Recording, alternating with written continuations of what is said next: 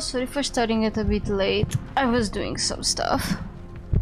I'm trying to adjust the mic before we hop on to play some game. And before I start, I had to be reminded once again that it's the end of the month. It is really hard for me to remember that it's the end of the month. Probably because like most days just blur into one another and I'm losing touch with reality. But end of the month means end of the month, and end of the month means that we gotta say hi and thank you and appreciate all the beautiful people who keep this channel alive by supporting it, which includes Zonma, Neotalon, Barbatos, Leah, Joestar, Fioroso, Alicia, and I'm still not going to pronounce the full name because I cannot even, like, literally say it, and of course, Deya, the panda. Thank you guys so much for the support. I also want to say, I don't know, to those who might not come back because of the state of our world, do not be scared, do not be worried. It is completely understandable. And if you come back, we will always welcome you with open arms and, I don't know, pipe commands or dfarts or whatever you kids do. Because, like, I make so many of these stupid fucking sound effects and y'all still just cling to, like, 2 of them. Which is unfair, but... oh well. Now, I do want to say about the game we're playing tonight, I have zero idea what it is about. All I know is that it's one of them dating sims from itch.io, which means that it's gonna be a demo, and I don't know if it's going to be a demo forever, because this one had a Kickstarter apparently that was fully backed, so there is a high chance that this specific game is going to escape the aforementioned demo hell that most games on itch.io end up in, which I hope for. Honestly, every game should leave that state because it's really annoying that we get like chapter based stuff. Like, I don't like chapter based stuff. If I play a game, I'd rather back it, for example, and get the full thing. Anyway, it's not my place to say anything though, because I never backed this game. I didn't even know about this game until recently. So I am going in pretty much blind as hell. All I know is that this game has actual voice acting, which is a new, not new per se, but it is a fresh thing to look at. Also, I just want to check something because I personally did not see, but usually games that are fully funded end up also on Steam, so let me just check. Yes, Knee Deep is also on Steam, not only Itch, also on Steam. So if you want to check it out on Steam, go check it out on Steam. I did not check, I was just browsing through Itch for, well, to scratch an itch, and that's when I saw it. And I think I had like one TikTok ad or one TikTok video that managed to find itself on my For You page, which made me want to watch it. It's complicated, but the end of the day is the end of the night, and the whole idea is that I do wanted to try something out alone. So this time we're not gonna have Pasta, we're not gonna have Ryu, we're not gonna have Leah around. This is me, myself, and I alone in the trenches. I hate yanderes. I hated the yandere trope. Not necessarily because of its in itself, but because of how people write it. I am really tired of the yandere trope. I am hoping that this game at the very least tries to be more, or at least tries to be more psychologically accurate than whatever mess we usually get. Like, again, if this is your kink, go for it. If this is your kink, let me not stop you, let me not kink shame you. Me personally, I do not enjoy it, you know, because the moment I see the word obsession, I straight up roll my eyes. I straight up roll my eyes. Like, I can, you give me a book, you give me a fanfic, you give me anything, and I read the words he, she, we, they, them, non-binary, vegan, vegetarian, was obsessed with YN or whatever, really, I get the biggest eye roll ever.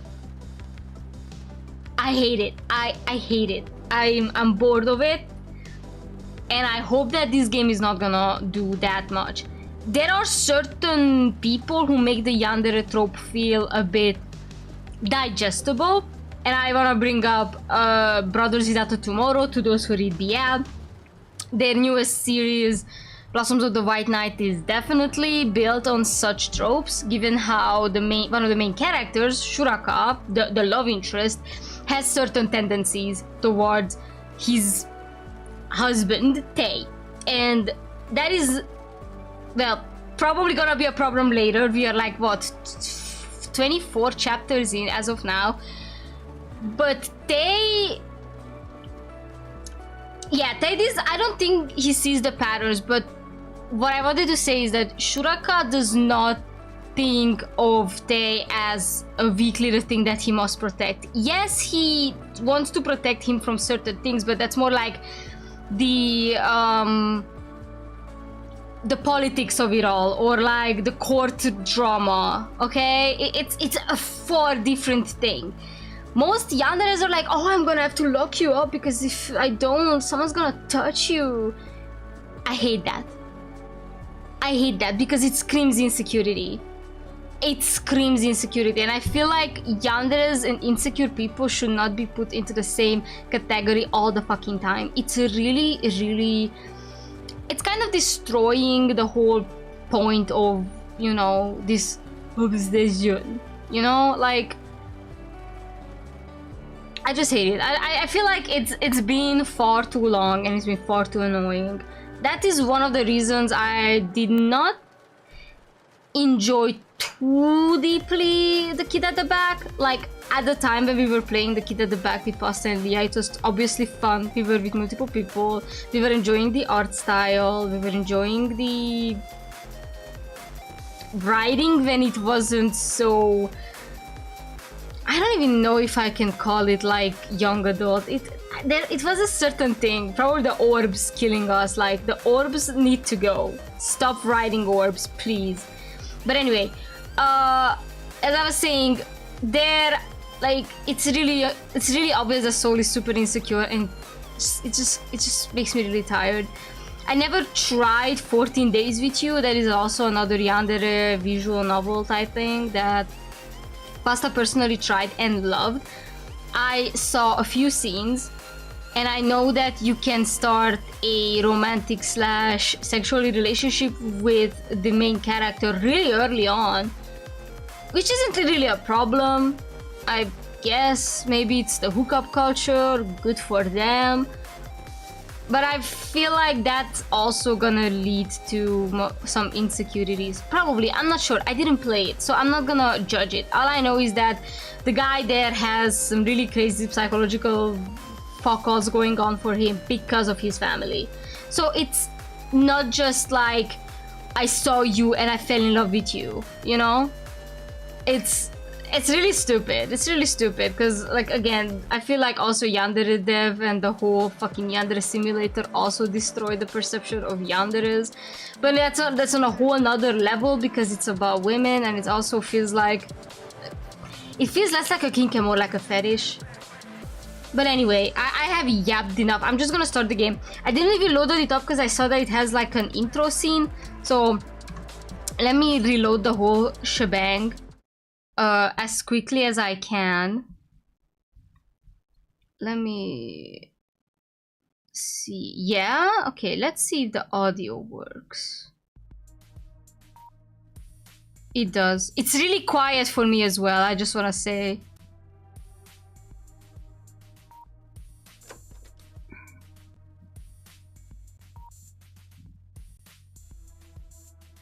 It's giving... Whoa, why is it so quiet?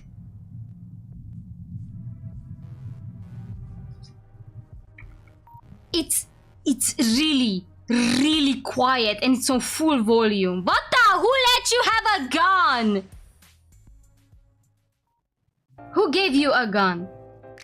And suddenly it's instantly louder. Okay, audio-wise, it's already kind of me off.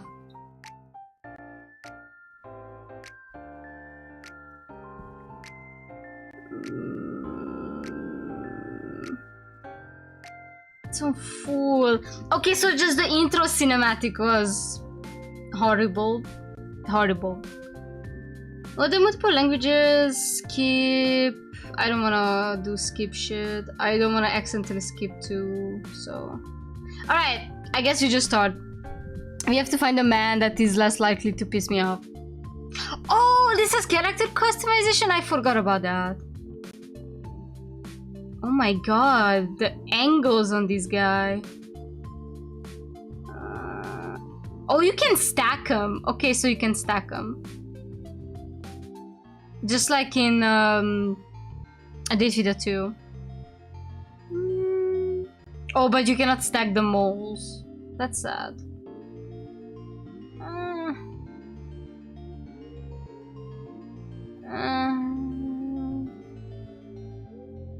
Yeah. I think I'm gonna make like a male-centric character. Oh, okay. I'm probably gonna make a male-centric character. Just because I feel like it's very... Bro's built like a man. I'm sorry to say it like that. Ooh, that's a nice queen. Let me just check the hair first. Oh, that's kind of cute. But none of the bangs fit that hair. Maybe this one.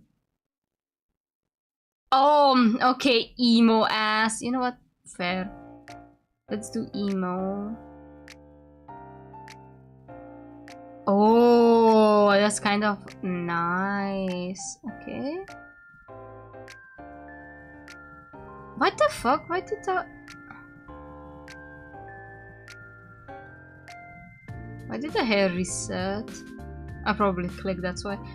Oh, I kind of like this more. Sure. Outfit! Not much options, but I guess it's also because it's just a demo.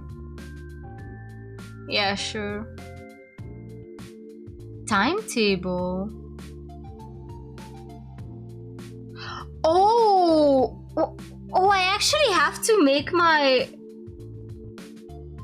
Click on the blue slots to add a subject. Visual fundamental is mandatory. Psychology. Debate. Let's do digital art and anatomy. I guess you're an art student. This is giving art student. It's giving liberal arts type shit. I have a dream. Do I click? Oh, I do. I do not know who he is, but he's so gentle, cradling my face as he wipes the blood from my lip. He whispers, shh. You know, pause. This could have been just like he shushes. Like, shh is not a whisper. Sorry, I'm getting nitpicky already. I apologize. I apologize. I apologize. And his smile is the most beautiful thing I've ever seen. It's better this way. Now no one will ever hurt you but me. Oh no. Oh god, this is gonna be a hard stream. And the terrifying part isn't the knife in his other hand. It's how safe I feel as he twists the blade inside of me. Dude, maybe that psychology class is really just a calling for you to get therapy. Hey! Okay. Hey, are you alright? Oh, of course. My head is splitting open. That's the first thing I feel. A dull, relentless ache throbbing behind my eyes. Fragments of nightmare swirls in the fog. The scent of copper, a distorted voice, and that awful bleeding red text. A face swims into view above me. Sharp, concerned red eyes, messy red hair. He's leaning over me, his brow furrowed. Pretty nasty spill. I'll try to get up here. Okay, this is bad. Whoever audio mixed, I really need you to log the fuck in. The audio mixing is not good. Personal opinion. Give me a second.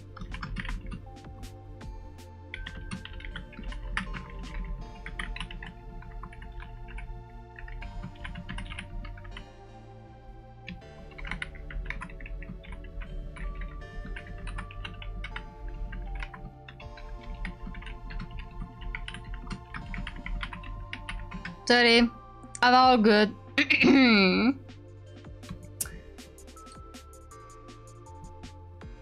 His voice is steady anchor in my disorientation, but I can't place his name. It's right there, just out of reach. Seriously, you're starting to scare me. How many fingers am I holding up? He holds up a hand, 3 fingers raised. 3, I'm pretty sure. I blink, trying to focus. 3, who are you and why are you hovering? 4? No, 5? Did I win? 3? Good job. No, I don't. How the fuck am I supposed to hear? Like, chat, I don't know if anyone is actually listening right now, but I don't even know how to hear better. Probably like this. The game is on full max. What's your name? Oh, before we begin, what's your name? I almost said your mama. Maybe I shouldn't say your mama.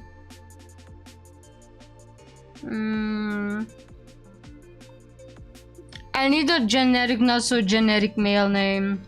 I feel like this is a very male-centric character.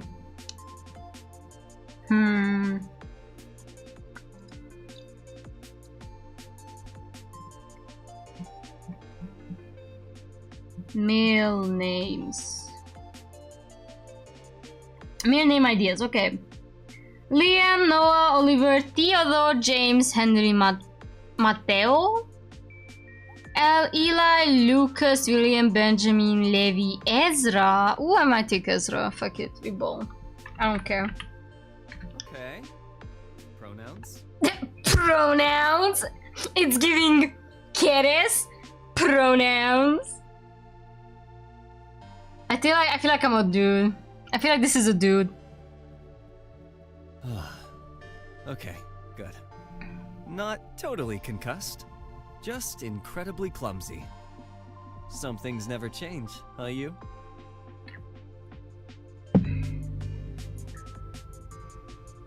Okay, let me not judge the book by its literal first page. Milo, his name clicks into place just as he says mine, the barista, my childhood friend. The memories are still jumbled, but the feeling of safety is immediate. You were just walking, then bam! Folded like a lawn chair. Gave me a heart attack. What's the last thing you remember?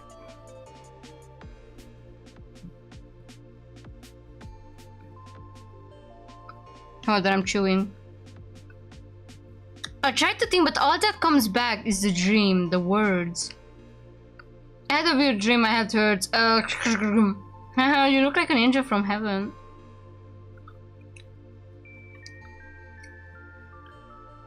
Milo's eyebrows crunch up. Then his smile softens with sympathy. He offers a hand. Come on, let's get you off the floor. Milo's grip on my hand is firm, his concern etched into his face. He doesn't let go once I'm standing. Oh, okay, the difference between CG and Sprite is a bit shocking, but I'm good. I pull my hand back, the movement making the cafe sway a little. Right, that's it. We're going to the clinic. No arguments. He tries to gently steer me towards the main door. I plant my feet. I'm walking you to the clinic. like I'm a dog. Like I'm a puppy. I can walk. There's only 10 minutes before your shift ends, and don't you have your own lectures? Sarah! He yells over his shoulder to the other barista who's been watching wide-eyed. Cover for me? Family emergency. Okay, now it's really loud. I really need whoever voice mix the first few minutes of this game to like lock the fuck in for next time. Is everything? My friend's fine. Probably. You gotta go. Damn, my cat is beefing with me. He doesn't wait for an answer, already steering me towards the door with a hand on my back. Shift's covered. Everything is so purple. Okay, okay. H is to make the shit go away. You can't just have family emergency and ditch your job. Lectures? Nah, canceled. Professor's sick. So, you're stuck with me. I side-eye him. That was suspiciously convenient. Welcome back. You just missed my ramble about how I hate Yandere's type shit. But here I am, trying to, you know, prove myself wrong that there are good Yandere shit out there, hopefully. Really, which one not buying it? I don't need you to baby me. Which one? All of them. Every single professor I have today came down with a sudden, tragic case of not wanting to teach. It's an epidemic. Something's in the water. He turned all the professors gay. You're a terrible liar. And you're a terrible patient. So, we're even. I'm not going to the clinic, Milo. Drop it. He studies my face, sees the stubborn state of my jaw, and finally sighs in defeat, running a hand through his already messy hair. You are the most infuriating person I know. Fine. I'll walk you to class then. I don't like your eyes. Oh, that was intentional. Can I scroll? Yeah, I can scroll. Most infuriating person I know. Fine. I'll walk you to class then. He crouches down to pick up my scattered books, his movements brisk but careful as he hands them to me. He lets out a short, frustrated breath. You're just like your mom, you know that? Stubborn as hell. She'd absolutely hate that you're refusing medical attention. Nah, not my mom. My mom doesn't even know about my need for medical attention. And probably that's the best way to live. Because all I need is her breathing down my fucking neck. The comment, so sudden and specific, throws me. It's a low blow and he knows it. Wow, bring my mom into this? That's a new low. Seriously, why bring that up? Whatever.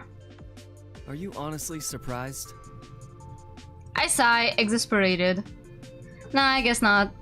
She texted me this morning, by the way. Told me, make sure you're eating something that isn't instant noodles. Okay. Sorry. You know when you read a reader insert fanfiction and like... What was that? There was a little thing on the corner. I wonder what that was. Probably maybe the voice activated that thing? I don't know what it was. Anyway, as I was saying, does the soundboard fuck? Okay, that's not good. How do we hide that? You need to hide it? I guess? I don't know.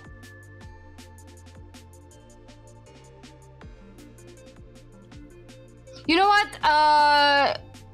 Remind me in 50 minutes when you get another chance to send a voice, sound bite, whatever, to check it, okay? Just remind me in 50 minutes. Before you send it, so I can actually see it too. Okay, anyway, as I was saying.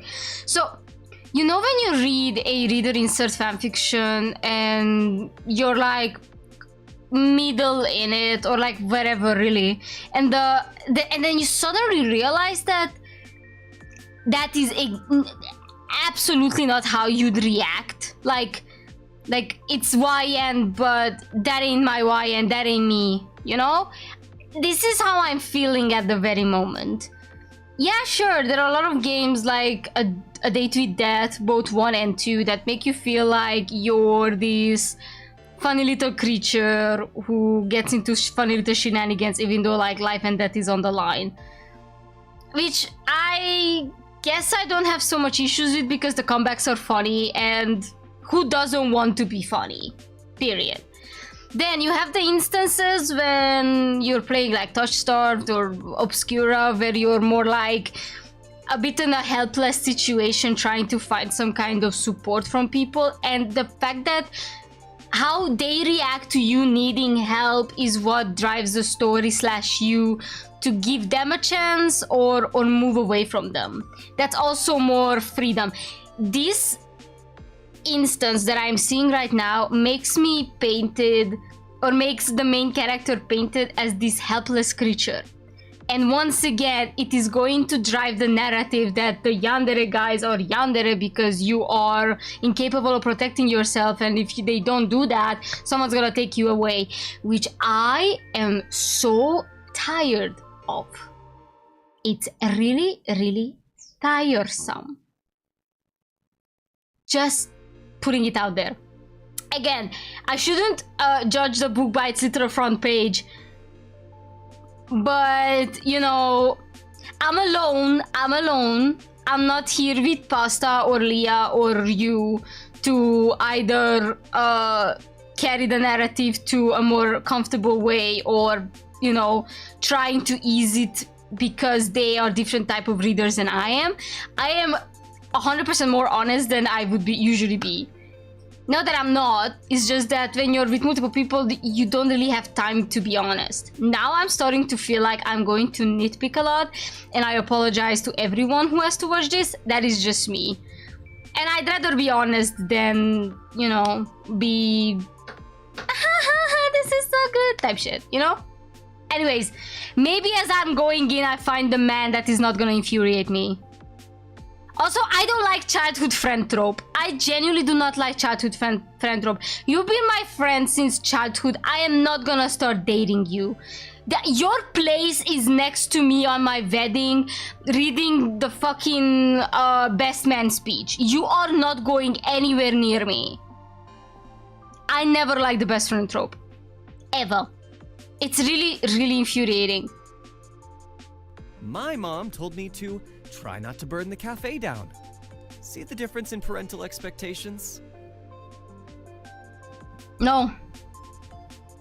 He says it with a wry grin, taking the sting out of his earlier words. It's a classic Milo maneuver, pushing a boundary, then immediately smoothing it over with a joke. It's how he's always been. They're still texting you. I thought they'd given up on us as a lost cause. Are you kidding? Our moms live for the weekly "How our kids are failing adulthood" updates.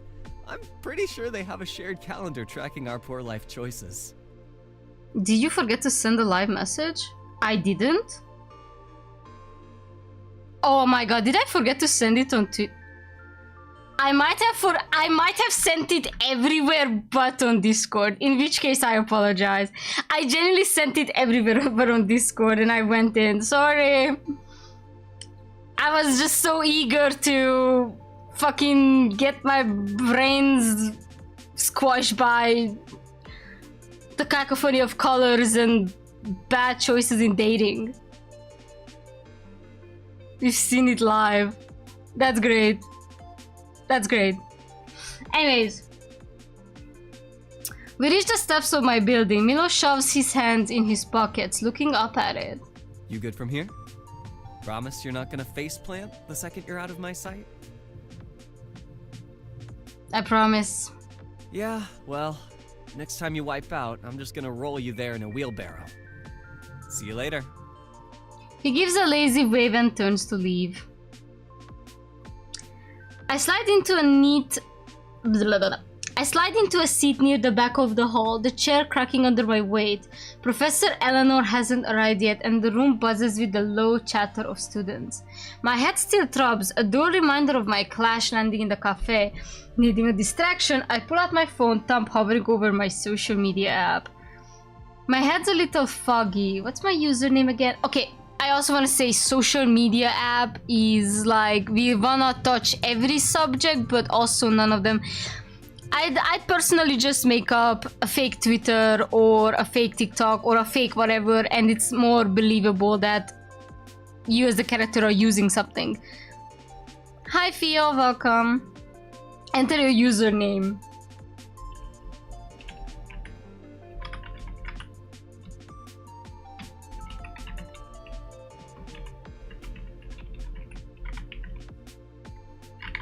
No, I cannot fucking put the phone. Lover of big booty Latinas. I can only put lover of big booty Latin. Alright, let me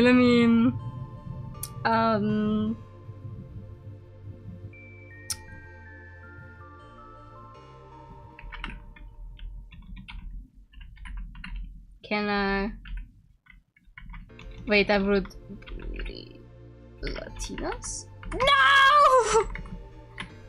Lover of Latina big no, but that's not the meme.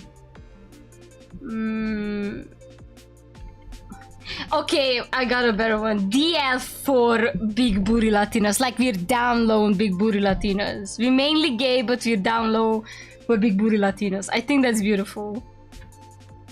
I post from a user named Brutal. Wait, a post from a user named Brutal Honesty is at the top of my feed. The pun makes me roll my eyes even as I click on it. Brutal honesty. Hypothetically, if someone you cared about was being, I don't know, recklessly self-destructive and refused to let you help, what would you do? Asking for a friend. I genuinely block my friend if they post shits like this, cause you know they're posting it on their main account because they know you're watching, and that's fucking petty. Make an alt account, make a throwaway account, go on Reddit and ask, am I the asshole? Like every normal person nowadays does. The comments were something else. Who? User 784. No one, forget I asked. Dude, that's not hypothetical, that's just Tuesday with you. Bean machine. Funny thing with this is that Aubrey lashed out to Amelia for something similar.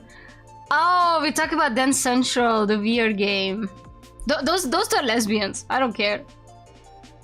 It's not like that, just worried. Sounds like you need to have a conversation. Art not smart. Sometimes I think the only way to keep him safe is to lock him up. Obviously kidding, mostly.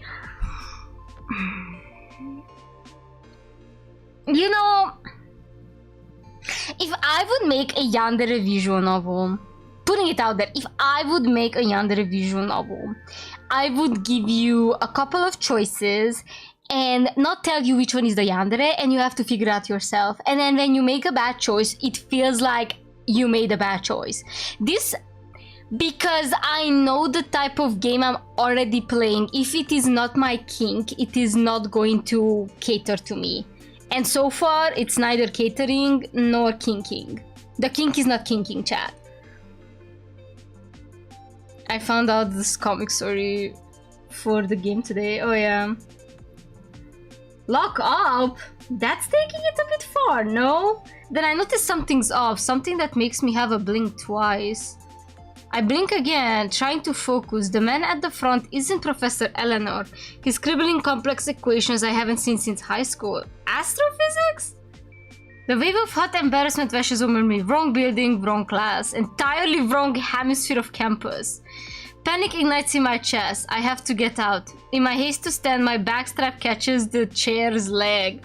I yank it, stumbling forward and sending a chorus of squeaks and shuffles through the quiet room. Dozens of eyes turn to stare. My face burns as I mumble. Why do we have to be a boy failure, girl failure, person failure, whatever? It's like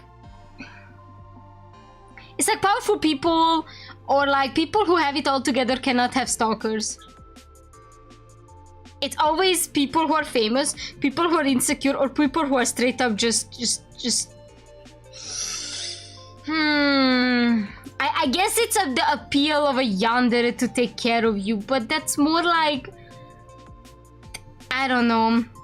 Isn't it make sense that you're dizzy from falling? Probably, but at the end of the day, we still don't know why we fell from. You know, it's like... It's very in medias res. And... I don't know, I'd rather, like, when the YN is too YN but is also an OC mixed up, it's really hard to enjoy it. You know? Like, let me know why this character is the way they are, type shit. Like how Sunshine is like, escaped death all their lives, so they just like, nothing's bad gonna happen to me because I always have such a good luck. Or where we're trying to learn more about O213, but like O213 is a bit more complicated scenario because we are literally growing with them. This feels again in medias res, trying to be in someone's body and you don't even know where you are and what you're doing. At least there are no orbs yet. Sorry. I'm a mess of flustered energy, fumbling with my phone to pull up the campus map. I'm not looking where I'm going, all and around the corner, half jog my ass glued to the screen, and then I bump into somebody because of course I do! Oh lord! And collide had him with something solid yet surprisingly soft. Oof.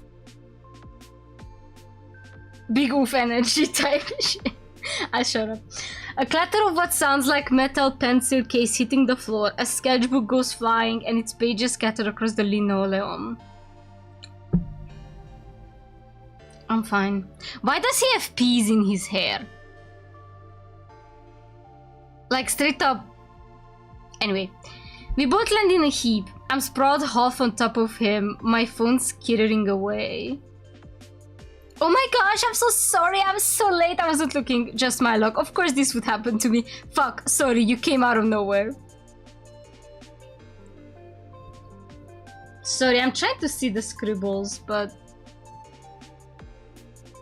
I push myself up, my words dying in my throat as I finally see the person I've torpedoed. He's a boy with a cloud of messy, fluffy blonde hair and the widest, most startled eyes I've ever seen, magnified slightly by a pair of crooked, round glasses. Those are not even round! Those are not even round! What the fuck? Chat! Chat! This looks like a shoujo anime scene. Thank you for at least admitting it. Too bad it's not coming off funny. Round my ass! No, it's my fault. I was just standing here. I mean, not just standing. I was walking, but I should have. Are you okay? You're not hurt, are you?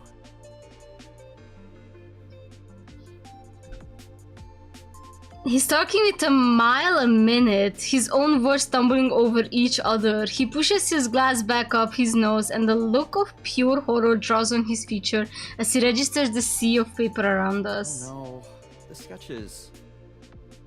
Yeah, you couldn't have sounded more disappointed. Not even, oh no, my sketches. Oh no, the sketches. Sorry. He scrambles to his knees, his movements endearingly clumsy as he begins frantically gathering the loose pages. He's oddly protective of them, shielding them from view and trying to smooth out their corners with trembling fingers. Here, let me help you. I reach for a page near my knee, a beautifully drawn study of a tree, but he practically launches himself across the floor to get it first. No, please, it's fine. I've got it. Really, they're just a mess. A total mess. Oh, this is gonna be a long stream. This is gonna be a long stream. Oh, I'm so sorry. Oh. I'm gonna drag this game to the ground and I didn't even intend it to. I apologize. His panic is so genuine and intense, it's almost funny. It's not. I hold up my hands in surrender. Okay, I give up. I give him a small apologetic smile and for a second he freezes just staring at me. The pink in his cheeks deepens to a proper blush. He quickly looks down, sorry, muttering something. Cute.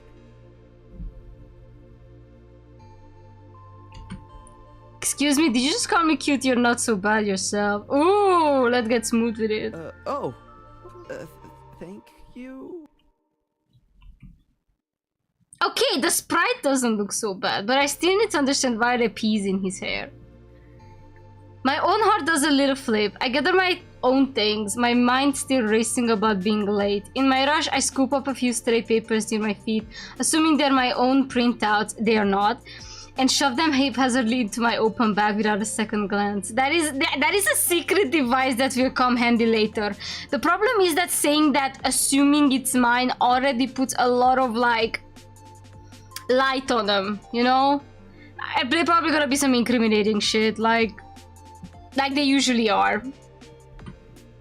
I'm really sorry again. I hope your drawings are okay. It's really no trouble, truly. Are you sure you're alright? Love the nail polish though. And the rings, they are cute.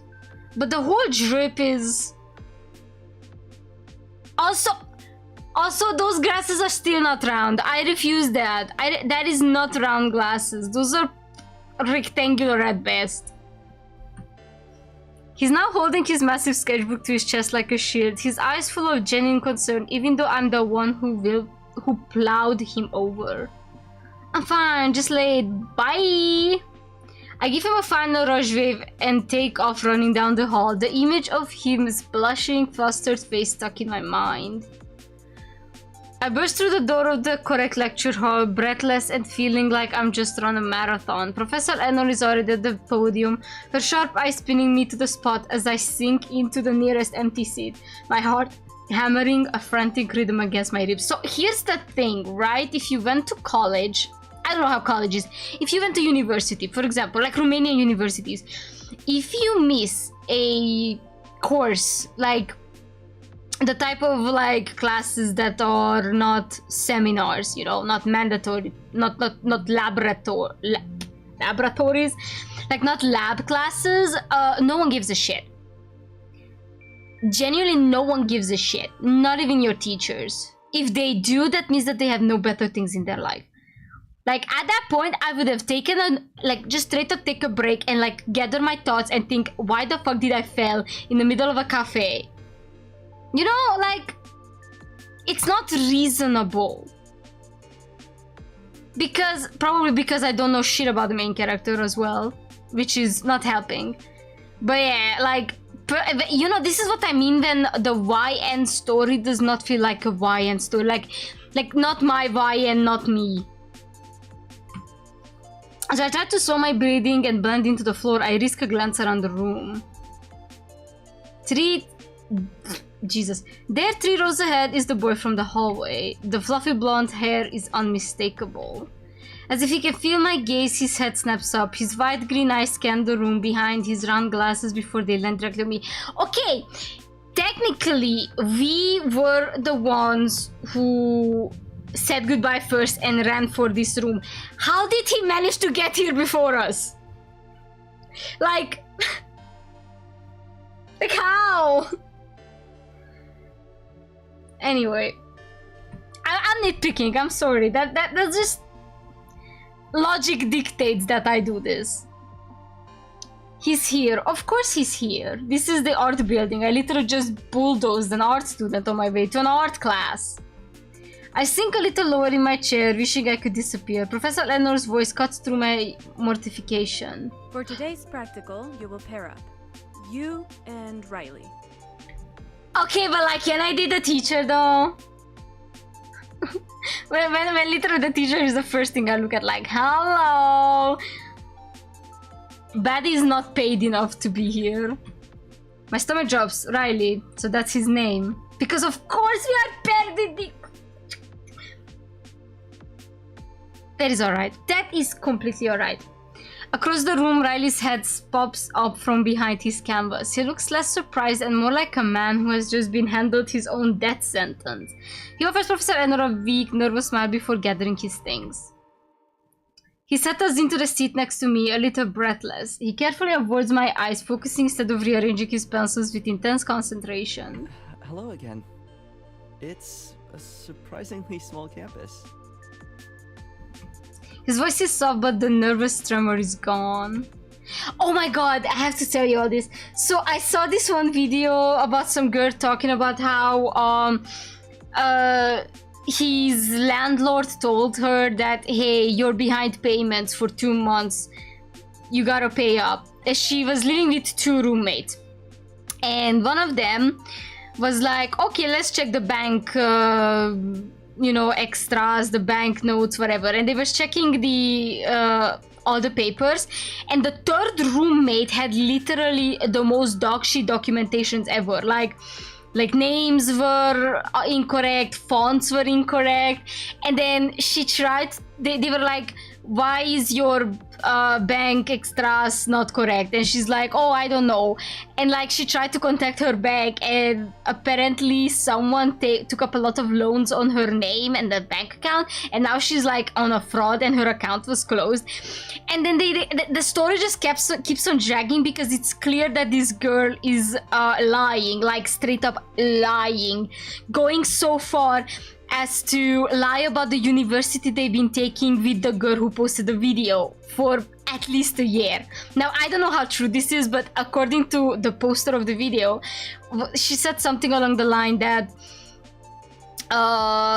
there were times when she had to sign up this girl for classes, or she had to sign her up for seminars, I guess, so she could enter the building, which means that she was straight up just committing not even identity theft. Like, you know, it's like a lot of scammy shit. And like in this scenario, it's giving, oh, it's a smart word, isn't it? Me, as I'm trying to literally fake myself into a university that I couldn't even care about to look at my crush, you know? That would be kind of fun. That would be dedication. But I don't think the game is smart enough for that. And if it is, I will congratulate it. But for now, I don't think so. Seems like it. I'm really sorry about what happened before. I was seriously lost. His eyes flicker up to mine for a moment before darting away, a shy, grateful smile touching his lips. It's quite alright. It was certainly a memorable way to start the day. He peeks at me again, a faint blush returning to his cheeks. I'm Riley. I gathered. I just choose this name, okay? Leave me alone. Ezra, he repeats, the name sounding thoughtful on his tongue. He nods, a small genuine smile playing on his lips. How did you get here faster than me? Okay, can we agree that this is a good thing? He, she, we, they, them, non-binary, vegan, vegetarian, addressing this is a good thing. You took the long way here. I thought that you'd know that the campuses are connected since it's already your second week here. Oh, you know what these eyes are giving, and I didn't know until now? It's giving Danganronpa eyes. It's giving Danganronpa eyes before someone has to get executed. Why is he so quiet? Because the whole game is mixed in someone's basement. I kid you not. I have the game's audio on max. The music is literally on second. The voice and the sounds are all to the max. I can literally not put this game louder. And I think I mentioned this a couple of times. I hope the main game, when it releases, is going to have better sound mixing. Because it is not fun. OBS is on full, baby girl. It's literally on full. I cannot raise the volume of this game more. I genuinely can't. I can raise it for myself through my headset, but that's just me, that's not y'all. So we are all suffering in this together. Because literally the intro scene was so quiet, I was genuinely worried that everything was on low. No, the game itself is on this whatever volume, and imagine that the intro scene was even quieter. Anyway, back to back. Oh. Professor Hano's voice cuts through our introduction. Your project as a pair is to capture your partner's essence. Not just their face, but a sense of who they are. You will each create a piece, and you have 1 week. Use this time to talk, to observe. Oh, I don't like this. I don't like this. Ah! It's giving high school. It's giving high school. Not even, pause, not even in my high school era of being an art student, because I was an art student, have I had a class like this. If we had like anatomy type, like drawing classes, it was someone just posing. And usually people who were lazy were the ones who were posing. But even then, the whole essence type shit never fucking came up once, because literally no one cares. Oh, I'm sorry. I feel like a horrible person. Because this might be a small dev team thinking that they hit fucking gold. And I'm just literally here being an asshat. I'm sorry. The professor explains the assignment in more detail as the class takes notes. We are to capture not just our partner's face, but who they are as a person. To try and capture what lies beneath the surface. It's giving liberal arts. Oh my god, it's giving liberal arts. Actually, I have to ask Teddy if I meet them, because I think I'm gonna meet them on Friday. I'm gonna ask, have you ever had a fucking assignment like this? And they're gonna say no. And then I'm going to be like, okay, and I'm gonna move on with my life knowing that I'm in Cringe City.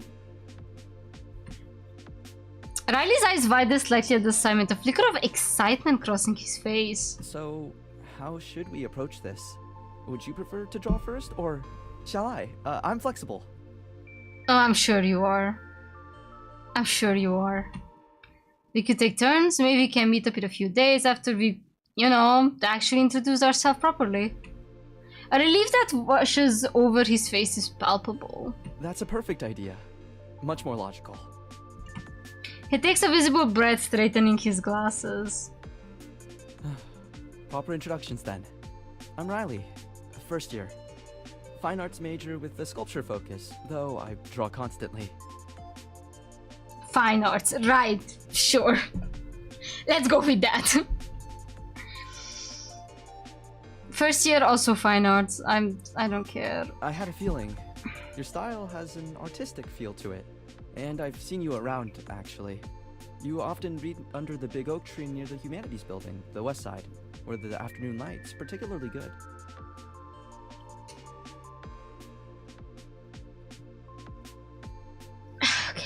Okay.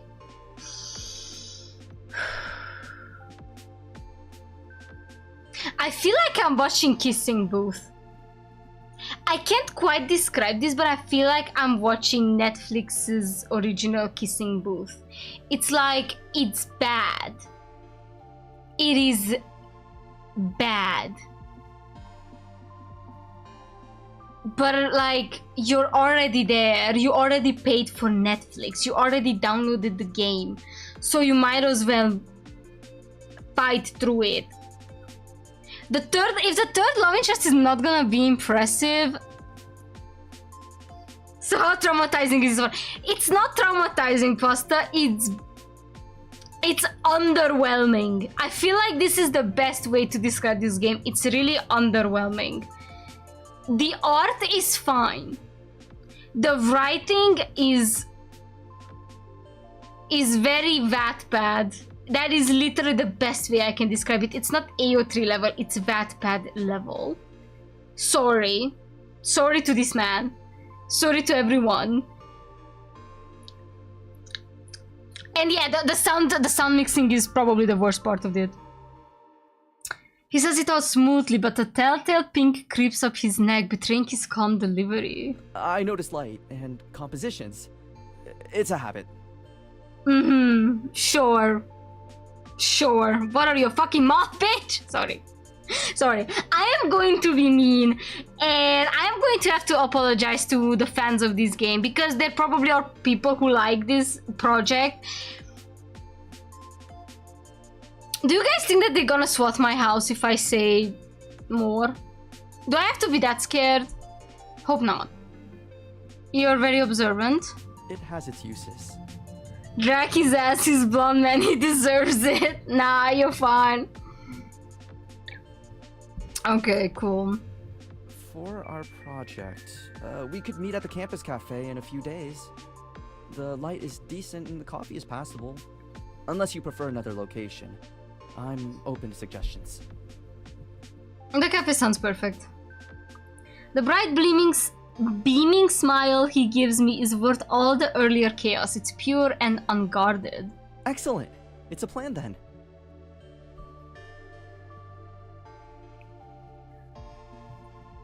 Okay.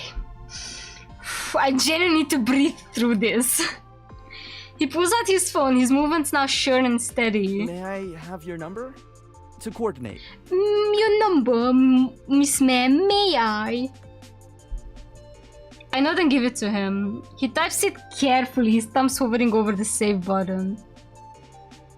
Oh no. And sent. A moment later, my phone buzzes softly and a new text from an unknown number pops up. Not so unknown, it's already fucking renamed. This is Riley. I can't help but smile as it saves the contact. I'll see you later then. So soon? Okay, bye.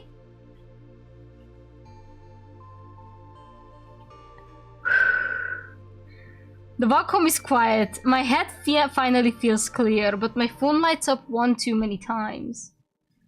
Annoying tall guy. That's how you call your best friend. Yeah, this is what I'm saying. It's giving the kissing booth. Kissing booth if Noah Flynn was actually violent under all that nonchalance. And Lee Flynn was actually also into the main character. And Marco was... I don't even know. Marco is probably the third love interest. Yeah, the blonde man is gonna have his prostate disintegrated. Not even in a good way. Like, not even in a good way. Like, I genuinely just want to send him to like, a urologist. Not in a, I'm gonna tickle you with my strap or my cock. It's just like, go to a urologist. See you later. Are you alright? Seriously, I'm so worried. I'm so worried. Motherfucker! You collapsed on me just this morning. Wow, your childhood friend will grow up just to ignore you. Ugh. The entitlement that oozes from this man. The entitlement. This is why I hate best friend into lovers trope. Hate it. He's getting the colonoscopy treatment, exactly. I saw you in the diapers, you can't do this to me. Oh my god, it's literally Lee Flynn.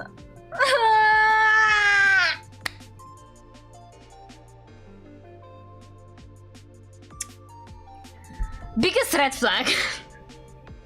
Hey.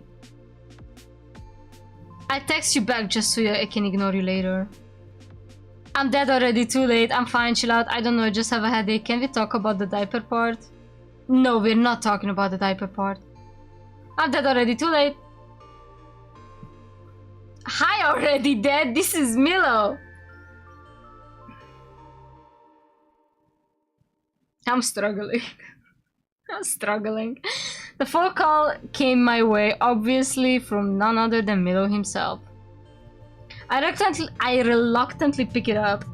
Hello?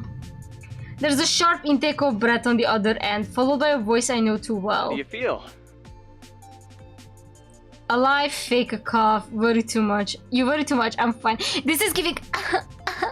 I'm sick. Alive. A sigh of dramatic relief, he switches to a lighter tone. Okay. So you're not ghosting me from beyond the grave. Good to know. I should. For the record, my sources say you made it to class. Oh, so you have sources now.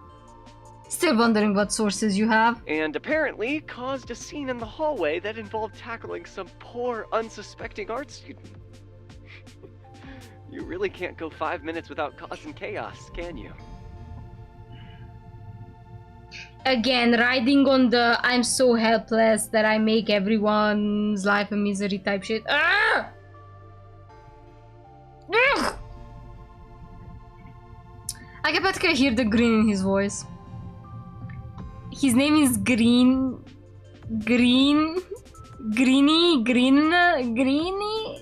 I'm Milo Green when you're mad at me, Green. and low when you like me. What if I don't like you? Not mad at you, just straight up do not like you. What then? There's a pause. I hear the faint hum of the espresso machine at his end, someone calling an order in the background, then his voice drops a little softer. You really okay, though? I told you, yeah, I'm just tired. Head still hurting? A bit. It's fine though, I'm walking home. Alone? No, bitch, with my fucking... with all the troubles that you're putting on my back. I don't know. Yeah? Nope, absolutely not. Stay where you are, I'll come walk you.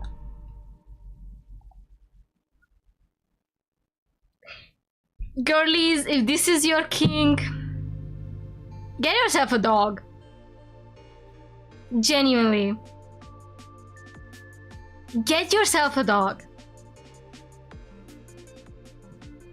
I'm so pissed. Milo, no, you're at work. Just over in 5 minutes. I can make it there in 10. By running through traffic. If that's what it takes. The silence that follows is tense enough to make my chest tighten. I can hear the faint scrape of his hand over the phone, like he's running it through his hair. Look, humor me, alright? Just let me walk you home. You passed out earlier. Yeah, I wish I would have stayed that way. Whatever. I'll be fine. It's a 5-minute walk. That's 5 minutes too many for you to trip over another artist.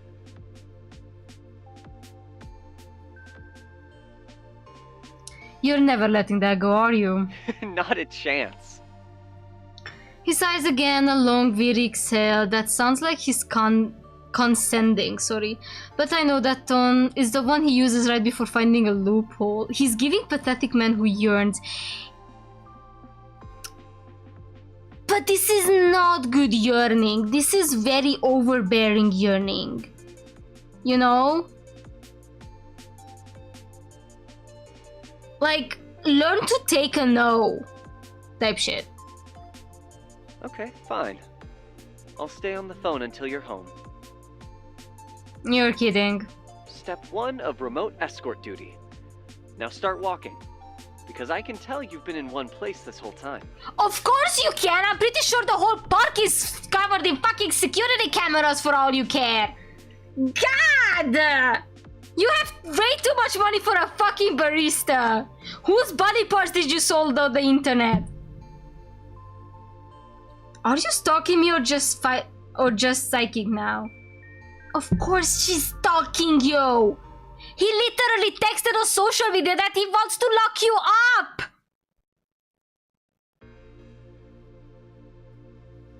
Like, when I like someone, I say I gotta eat dirt.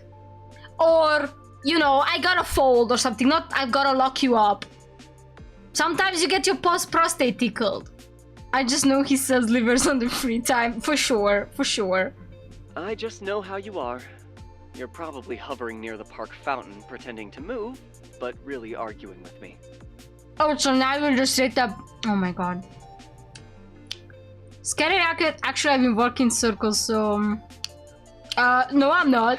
You're wasting your breath lying when you should be walking. Go on. I feel like I'm on... No.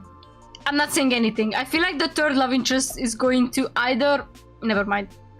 I'm holding my breath. I roll my eyes, but I start moving anyway. My phone pressed to my ear. The evening air feels cool against my skin as the street lamps flicker on one by one. Milo keeps up a steady stream of commentary, half teasing, half concerned. You should really get that headache checked. Why is he suddenly so clean? Drink water. Oh, they fucked up. They forgot to put a fucking filter on it. Doing it. Lie if you want, but I'll know.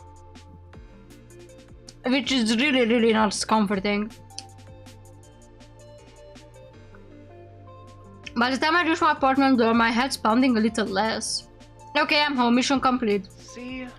Wasn't that so hard? I unlock the door, flick on the lights. I don't see a pair of shoes. My roommate's probably not here yet. I'm inside. Good. Lock the door, okay? Milo! Just do it. I roll my eyes again, but then turn the lock. There. Now I can stop worrying for like 5 minutes. There's a labubu! There's a labubu on the wall!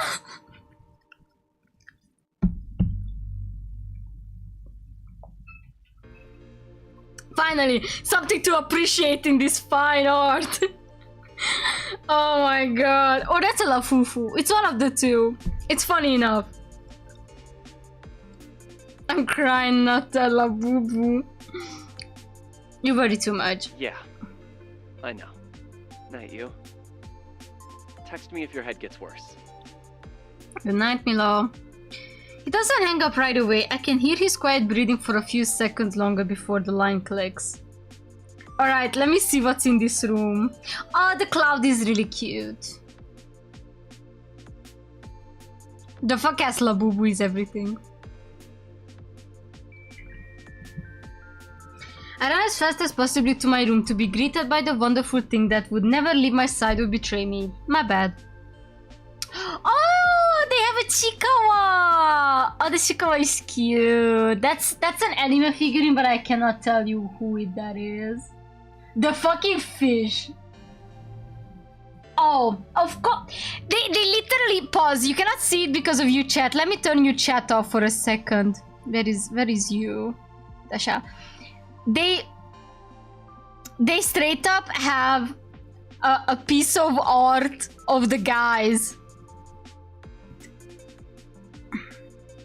The colors are a bit bright for me, but it's not that bad. Alright, there is a little creature there, but I don't know what that is. Oh fuck, you cannot see my mouse. Now you can.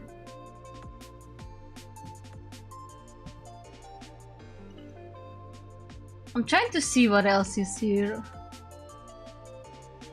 But yeah, the Chikawa is the one that I can confidently call out. Also the fucking Stanley Cup.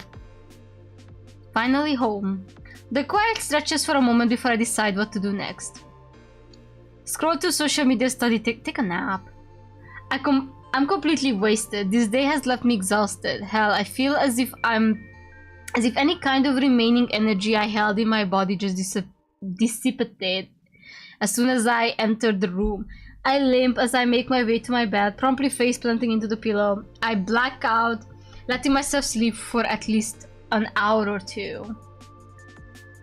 Oh, and now it's nighttime.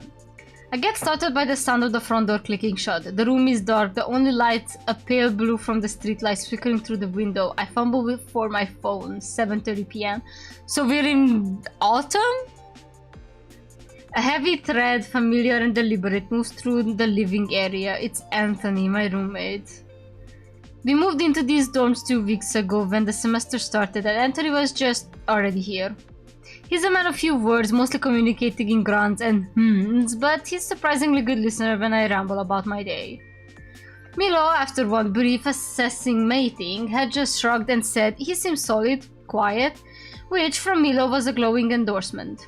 He usually comes back at odd hours, and I know almost nothing about him, including what major he even takes or what he does when I'm at school. Oh, so this is the third love interest, alright. He looks decent. But I saw this man with a gun in the opening scene, and I guess he's just... He might be the one who, you know, provides all the liver Milo is selling. I'm just saying. He has a Tony face too, I'm not gonna lie. I shuffle out my room, rumbling the sleep from my eyes. Anthony standing by the kitchen counter, his long hair is tied back, and the intricate sleeves of tattoos on his arms are full display. He looks tired. Bad boy alert. Yeah, let's see how annoying I will be. You okay? He glances over, his expression neutral. Okay, bitch. Rough day? He gives a short non-committal grunt, but looks at me clearly as though waiting for me to tell him about my day. Well, my day was a mess. Passed out at the cafe, Milo freaked out, and I literally crashed into some art student. It's been a day. He listens, a faint hint of smile touching his lips as I describe tackling Riley. It was more of a reaction than most people got. Sounds loud. His voice reminds me of something, but I'm not sure what it is. He's kinda got an Oblio energy. I miss Oblio.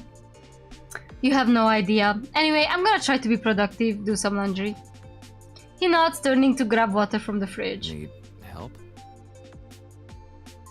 Nah.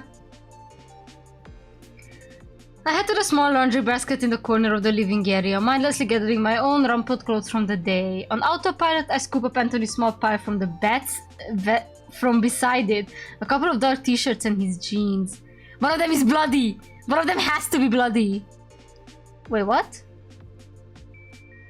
Oh! Oh! I'm doing laundry. Okay. Yeah! See that? See that? It's bloody. Okay. Alright. Oh, that's cute. Wait, what is that? The jeans are dark, but the stains on them are darker. Thick, rusty brown smears that are flaking at the edges. One of the t-shirts has a large damp patch on it, a deep, unmistakable crimson that stands out even against the black cotton. Wait, hold on.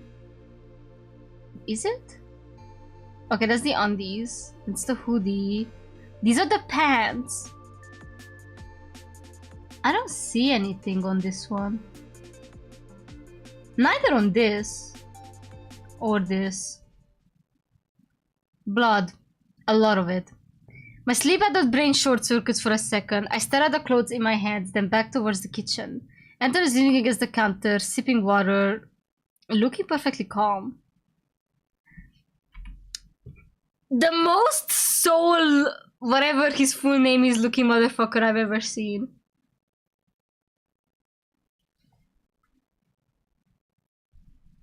Sorry, I'm looking at the shirt's shading.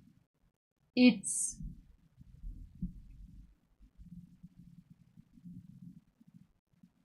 Okay, never mind. Anthony? He looks over. I hold up the bloody jeans. What happened here? This is blood. Are you okay? Did you get into a fight? This isn't your blood, is it? You know what? I'm gonna save. For the first time. Did you get into a fight? His face flickers with emotions, but it happens so quickly that I'm not able to identify what it is. Are you okay? I'm fine. Occupational hazard. Bro is killing people. For a job. Right. Don't worry about it. It's just work.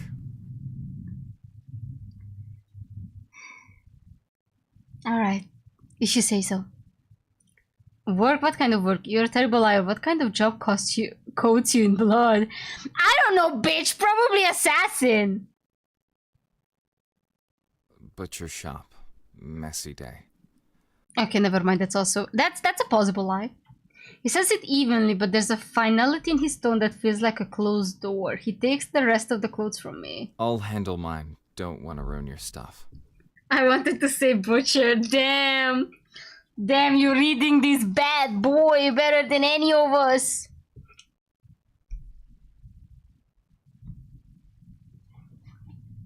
He turns and starts pre-treating the stain at the sink with a quiet focus. His back to me. The conversation is clearly over. Still, that was a lot of blood.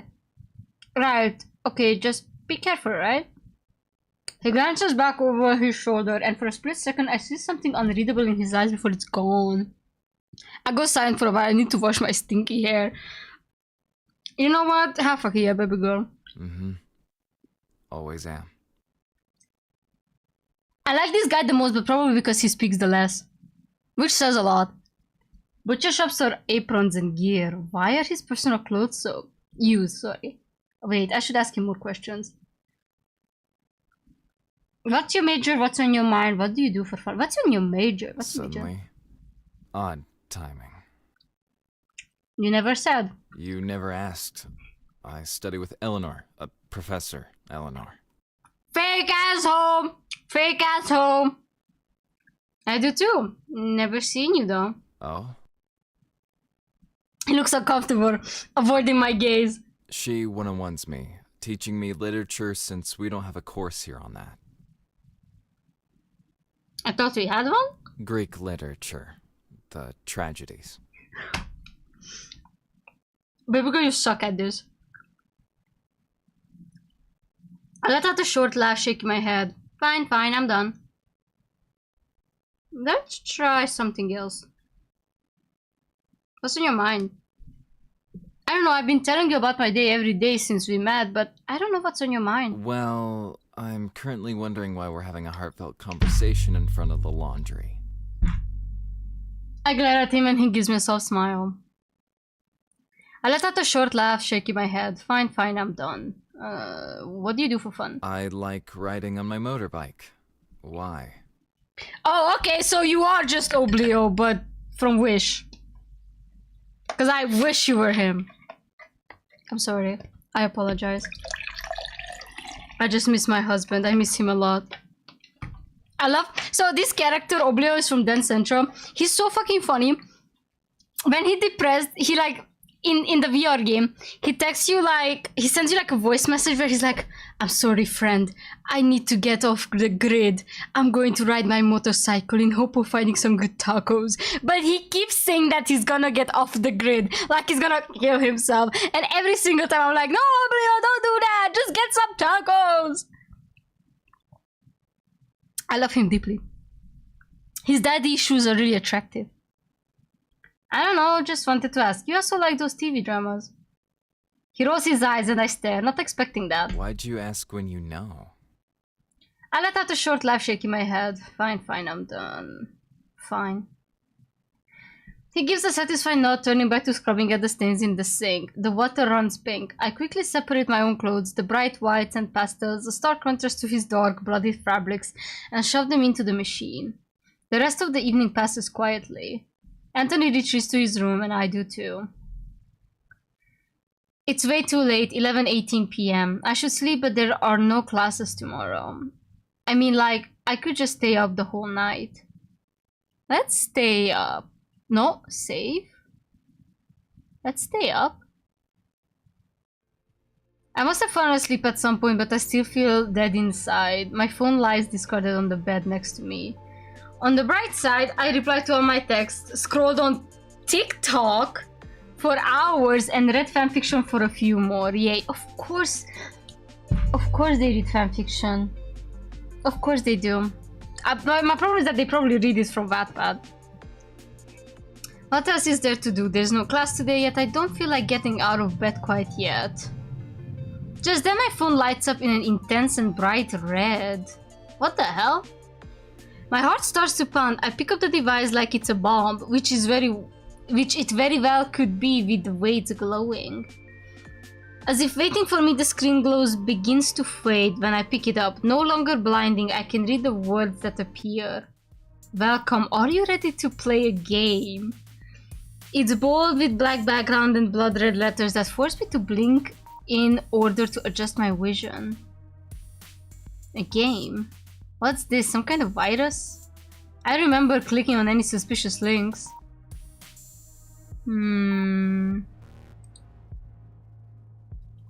Nothing happens. There is no X to click on, no escape from the gaudish graphics on display. Okay, now I'm starting to freak out. The first trace of text fades, only to replace with more. You have been chosen. This is the opportunity of a lifetime. All you have to do is agree to my terms of services. What do you say? Can I read the terms of services for once in my damn life? No? I cannot click no. I cannot click good. What's good about this? At this rate, I start to consider the fact that I might need a new phone. I've never seen a virus so impossible to get rid of. All I can do is click through the prompts and hope that they'll stop, or at least let me exit whatever program is causing it. See you again soon. My phone shuts off.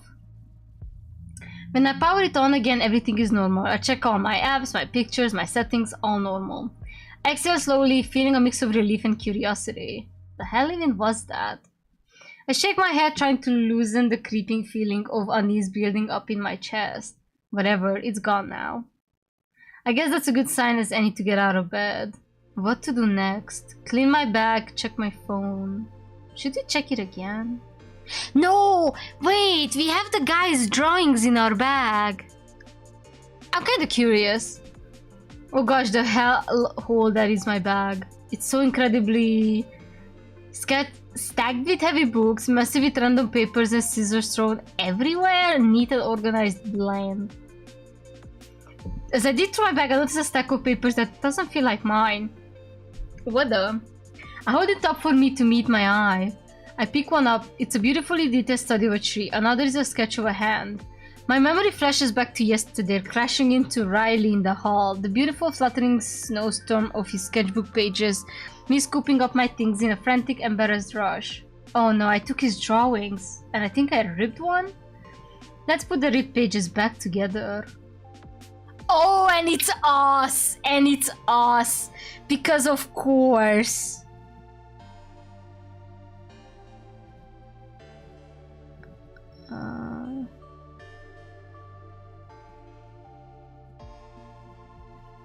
Of course. I knew it. It was so too good to be true.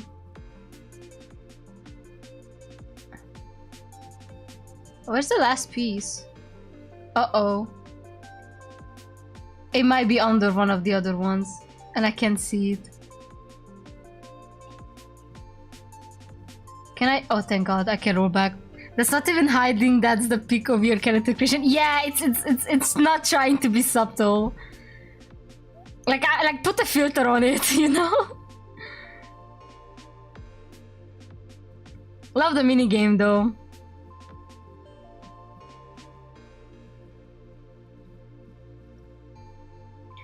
I stare at the replay drawing in my hands. It's me? Oh my God. I thought yesterday was our first meeting. He must have been taking portraits of people around the campus. Though I don't see anyone else but me. How? Creepy. Check my phone. Straight up creepy. I don't care.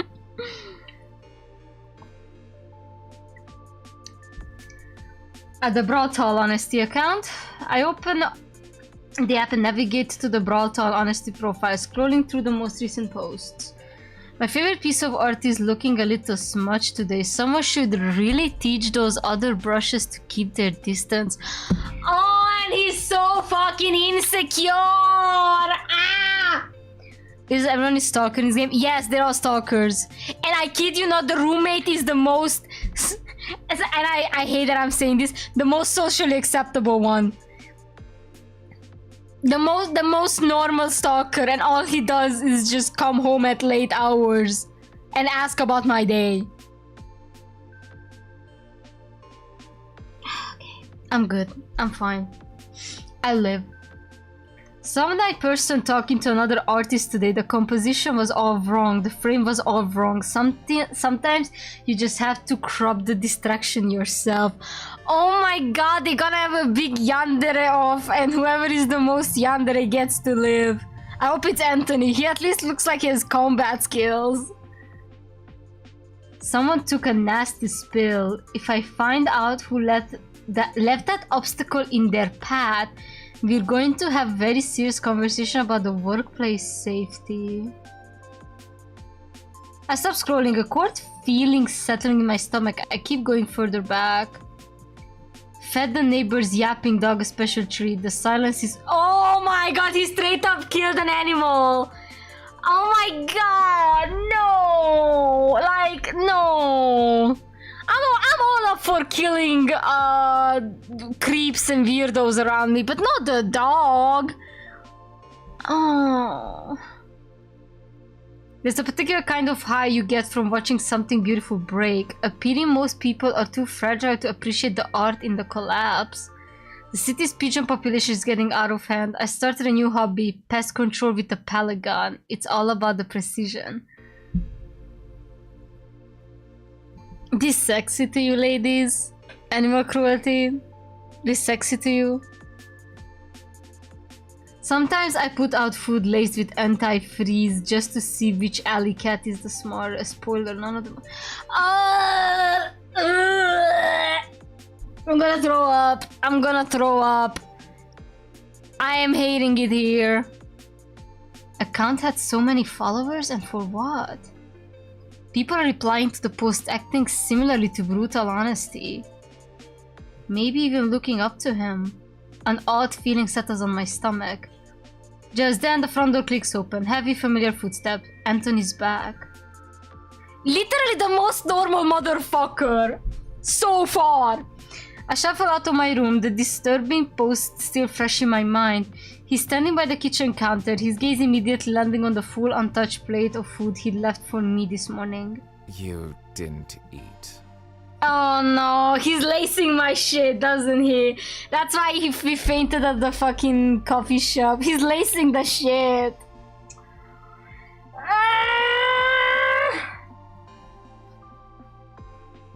It's not a question, his voice is flat, but I can hear the edge of disapproval. I got distracted, haven't eaten yet. He glanced at the clock on the microwave, 12:47 p.m. His eyes narrow slightly. It's almost 1. Your body needs fuel, not just whatever that is on your phone. He doesn't wait for an answer. He walks to the fridge, pulls out ingredients, and starts moving around the small kitchen with a quiet, practiced efficiency. The silence stretches, filled only by the sizzle of butter in a pan and the rhythmic chop of a knife. 10 minutes later, he slides a plate in front of me at the small table, a perfectly cooked omelette and a slice of toast. It's giving the curry scene. With the orange juice from the kid at the back. Oh my lord. Then he puts down an identical plate for himself and sits across from me. Eat. You don't even just be like bon appetit anymore. You don't have to cook for me, you know. I know. I take a bite, it's delicious, fluffy and perfectly seasoned. This is really good. Where'd you learn to cook like this? Why are you doing this? You're a great cook. Where'd you learn to cook? He doesn't look up from his plate. Necessity.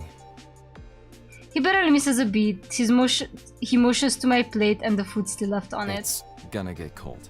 He's really adamant on making me eat. What? Cooking for me. I can handle my own meals. Right. Because you've done such a great job so far. Everyone is fucking pissing me off! Damn, he got me there. He barely misses a beat. Yeah. It's right. You're a great cook. It's nothing. It's not nothing to me. Seriously, I appreciate it. It's Yeah. We eat in silence for another minute. staring. Sorry, just thinking. Don't hurt yourself. Okay, that was kinda nice. A bit of silence, then I see the faintest, almost imperceptible twitch at the corner of his mouth. Was that a joke from him? Just as I'm about to take another bite, my phone vibrates on the table, an unknown number. I hesitate, then swipe to answer. Hello? A young man's voice, bright and slightly frantic, bursts from the speaker. It's Riley, isn't it? Hi, yeah, finally. Look, I've been waiting for over a week. Where is it? The tracking number is useless. Or not? I think you have the wrong number? No, this is the contact for Sparkle Maid Services, right? I ordered the deluxe package at black lace trim, very specific instructions. What the fuck? Who put my phone number on the maid services market? What is this, Persona 5? Sparkle Maid? No, this is just my personal number. You've got the wrong person. I don't own a maid outfit and I definitely don't sell them. There's a pause on the other end. Wait. Seriously? My bad. The website was sketchy anyway. Sorry to bother you. That's so cringe. That is so cringe. Imagine being on the other end of the phone. I genuinely shoot myself right then and there. In the background, Anton is having finished his food, stands up and takes his plate to the sink. Want some tea? His low rumbling voice is unmistakable even from a few feet away. There's a sharp intake of breath on the other end of the line. No way. Was that Tony? Oh, Tony! So they do call him Tony. My butler's called Tony. Nobody calls Anthony that. Who is this? Who's who I think it is? From Pebblestone? The one who face planted in the cafe and then tackled Riley? How do you know that? Who are you? My jaw drops. How does he know all that? How do you... Small campus. And Tony's voice is pretty memorable. Look, this is too perfect. I'm Cal. We've got like 3 mutual friends. Tell Tony his favorite comp sci major says hi. I feel like Cal is dead. Like Cal just signed his death wish. Whoever kills Cal first is going to get a reward type shit. I look over at Anthony, who is now leaning against the counter, arms crossed, watching me with a deeply amused expression. He clearly heard his name. He says he's Cal, your favorite comp sci major? Anthony expresses expression darkest. He lets out a short, very sigh that speaks volumes. Hang up. Yes, ma'am. I heard that. Oh, rude. Don't hang up, you. This is a way better connection than a maid outfit. We should totally hang out. Cal is gonna fucking die. Cal is gonna die in a dish. Oh no, Cal is literally topping. I don't know why I'm bringing out the kissing booth references. I never watched that movie in my entire life. I just know way too much because I'm stupid. Anyway, I'm caught between confusion and laughter. This is the weirdest wrong number call I've ever had. Stick with me. It won't be the last. See you around. Oh, and tell Tony I expect my damn maid outfit. Why Tony? The line goes dead. I'm left staring at my phone, then at Anthony, who looks like he's just bitten into a lemon. So Tony, huh? I didn't know you were into those kinds of things. How scandalous. Ooh, can we say that? His face sours even more, like he just bit it a second lemon. Anthony deftly ignores my insinuation, instead motioning in my direction. Hand me your plate. I'm left to tidy up all the plates while Anthony diligently washes them. Not a single complaint crossing over, even though he cooked the dishes as well. Just as I'm putting the last plate in the dyeing rack, my phone buzzes in my pocket, then buzzes again and again. Oh, that's Cal, huh? By the way, it's Cal. Save your number, just so you know. Also, tell Tony the black lace is non-negotiable. So, you and Tony, roommates, huh? That's interesting. Very interesting. Anyway, you seem fun. We should definitely hang out. I know all the good spots on campus and all the gossip. Just saying. I can't help but laugh, shaking my head. Your friend Cal is persistent. And that doesn't even turn from the sink, but his shoulders stand slightly. He's not my friend. He's not my friend. Cal is so fucking dead. I retreat to my room for the rest of the afternoon, letting the weird energy of the day settle. I scroll through my phone, half-heartedly attempt to read for class, and eventually just end up watching videos. A few hours later, Anthony wordlessly leaves a container of leftover pasta and a fork outside my door. No, just a quiet tap to let me know it's there. I eat at my desk. The food is simple but good. The text from Cass sits open on my screen, a bizarre cheerful punctuation mark in a day that had started with such dark thoughts. As I turn off the light, my phone lights up one last time. Ding ding ding.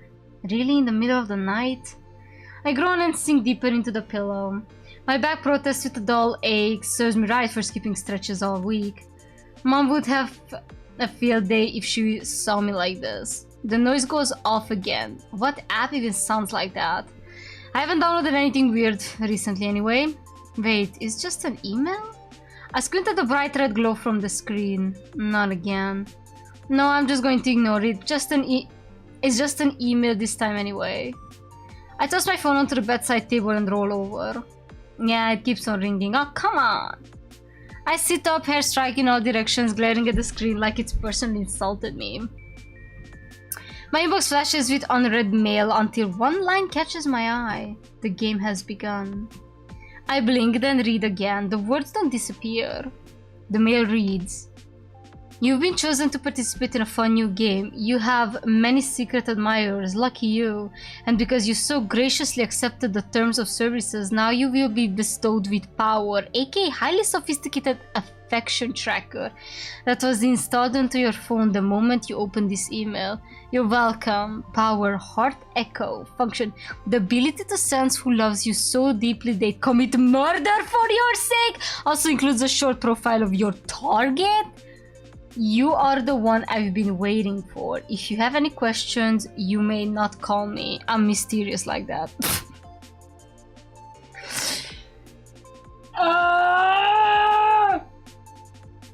Bro thinks he's nonchalant. Yeah, sure, totally legit. I roll my eyes and scroll down. It looks ridiculous, yet the one line echoes in my head. And because you so graciously accepted the terms of service, now you will be bestowed with power, a highly sophisticated affection tracker that was installed into your smartphone the moment you opened this mail. Wait, what? Oh, no, tell me, didn't just...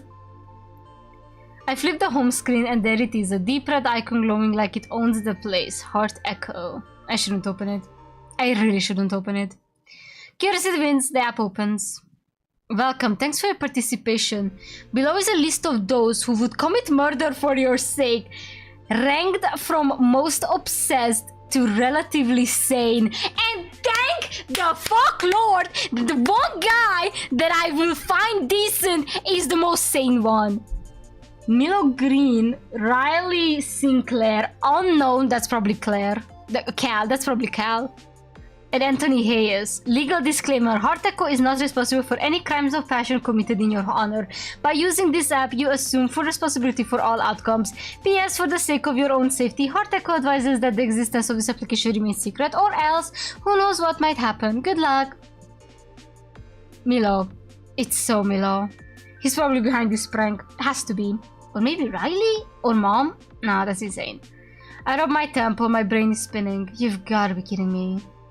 Who even is unknown? Why is Anthony on the list? And last of all people.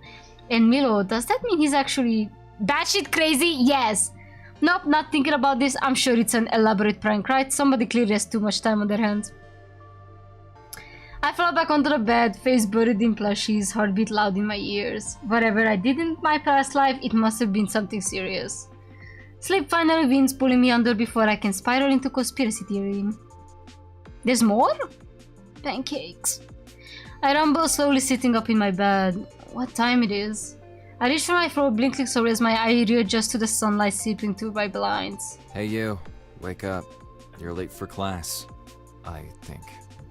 I made you pancakes. Literally you know what? I take the most sane one. He yells out from the kitchen. I slap myself awake and run over, witnessing Anthony while he sits down to eat. I sit across from him to have breakfast as well, just like we've done for quite a while. I take in the view of pancakes that stands right in front of me, the maple syrup making the pancakes shine as if they were from a commercial. My hand leaps to dig into the food. Fuck, I'm starting to drool. I need to act fast. My fork stabs the soft golden brown pile, taking a huge chunk out of it. I chew slowly, making sure to savor every last piece of it. I look back up at Anthony, who patiently nibbles on his food. So good. Last night's memories suddenly flood my brain. I have to confirm that whatever happened last night was indeed true. I'm determined to do anything necessary to prove it. Hey Anthony, let's say I hypothetically get hurt. What would you do? Anthony pauses mid-bite, his fork hovering in the air as his dark eyes shot up to meet my unnerving gaze. His expression is almost unreadable for a couple of seconds. To my own surprise, he just smiles. The corner of his mouth twitches at my words. Is he enjoying this? It depends. What are you talking about? Let me think. Physical, emotional. Why are you smiling like that? Are you the one who's trying to hurt me?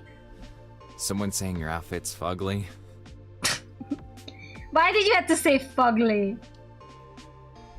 My shoulders tense up at his response. I awkwardly chuckle, trying to play off what I said as a joke. You know, silly question. I don't like violence, but if it happened, I'd make sure they regret it. You don't like violence, but it's your job. I'm sure it'll never happen, though. Right. I see the room slowly close in on me, breathing becoming more of a struggle as the seconds pass. I feel the air running out of my lungs as if I were choking. I manage to cough out an anxious chuckle, my fingers gripping the tablecloth. It's good to know I got someone by my side. Good thing no one is after me then. Hahaha. You're serious? Aren't you? Hahaha.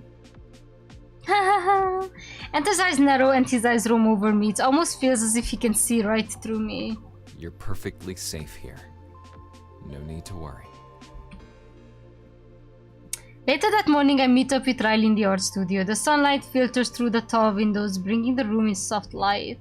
He's already there, sketching on a large canvas. His golden hair catches the light, giving him an almost ethereal glow. I pause for a moment, considering him and the sketch I saw. I think about how it was probably nothing concerning, and how if I'm wrong, then acting coldly towards him will only make things worse. Hey, you made it. He doesn't look up, a small smile playing on his lips. I set my back down, suddenly nervous. Yeah, sorry I'm late. Riley looks up then, his sharp green eyes looking onto mine. You're not late. I just like being early. He gestures to the seat beside him and I hesitate before sitting. So, I'm guessing you haven't had time to think much about our project yet. I have, sort of, just not a lot. I've been busy, okay? His smile is soft and inviting. That's why there's two of us, right? We work in silence for a while, but I can't stop sneaking glances at him. He looks so focused, so confident in what he's doing. I, on the other hand, feel completely out of my depth. After a while, Riley breaks the silence. You okay? You seem distracted. I nod absent-mindedly. We spend the rest of the afternoon researching symbolism in flowers, and Riley's enthusiasm is contagious. He has this way of looking at art that makes even the simplest details feel profound. You know, you remind me of this flower. He blinks. What? I shrug, a soft smile on my lips. Strong, vibrant, and hard to ignore. His cheeks heat up and he quickly looks away. You really think so?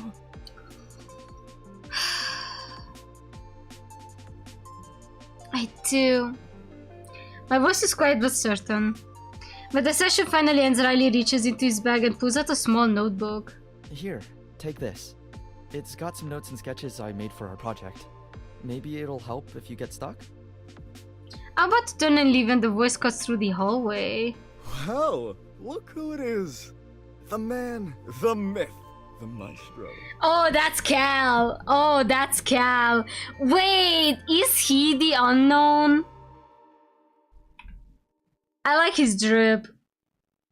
He's got drip the fuck out. Lovely. Oh, he has a lip piercing too. Meow, okay.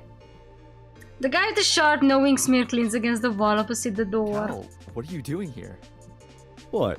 I can't visit my favorite artist? Anthony hates me too much to hang out, and Milo's been hovering around our friend here like a particularly anxious hawk. Oh, okay.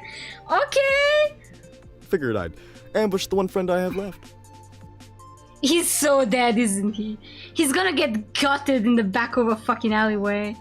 His eyes full of playful curiosity land squarely on me. And you must be them. Riley's new project partner. Stop talking like that!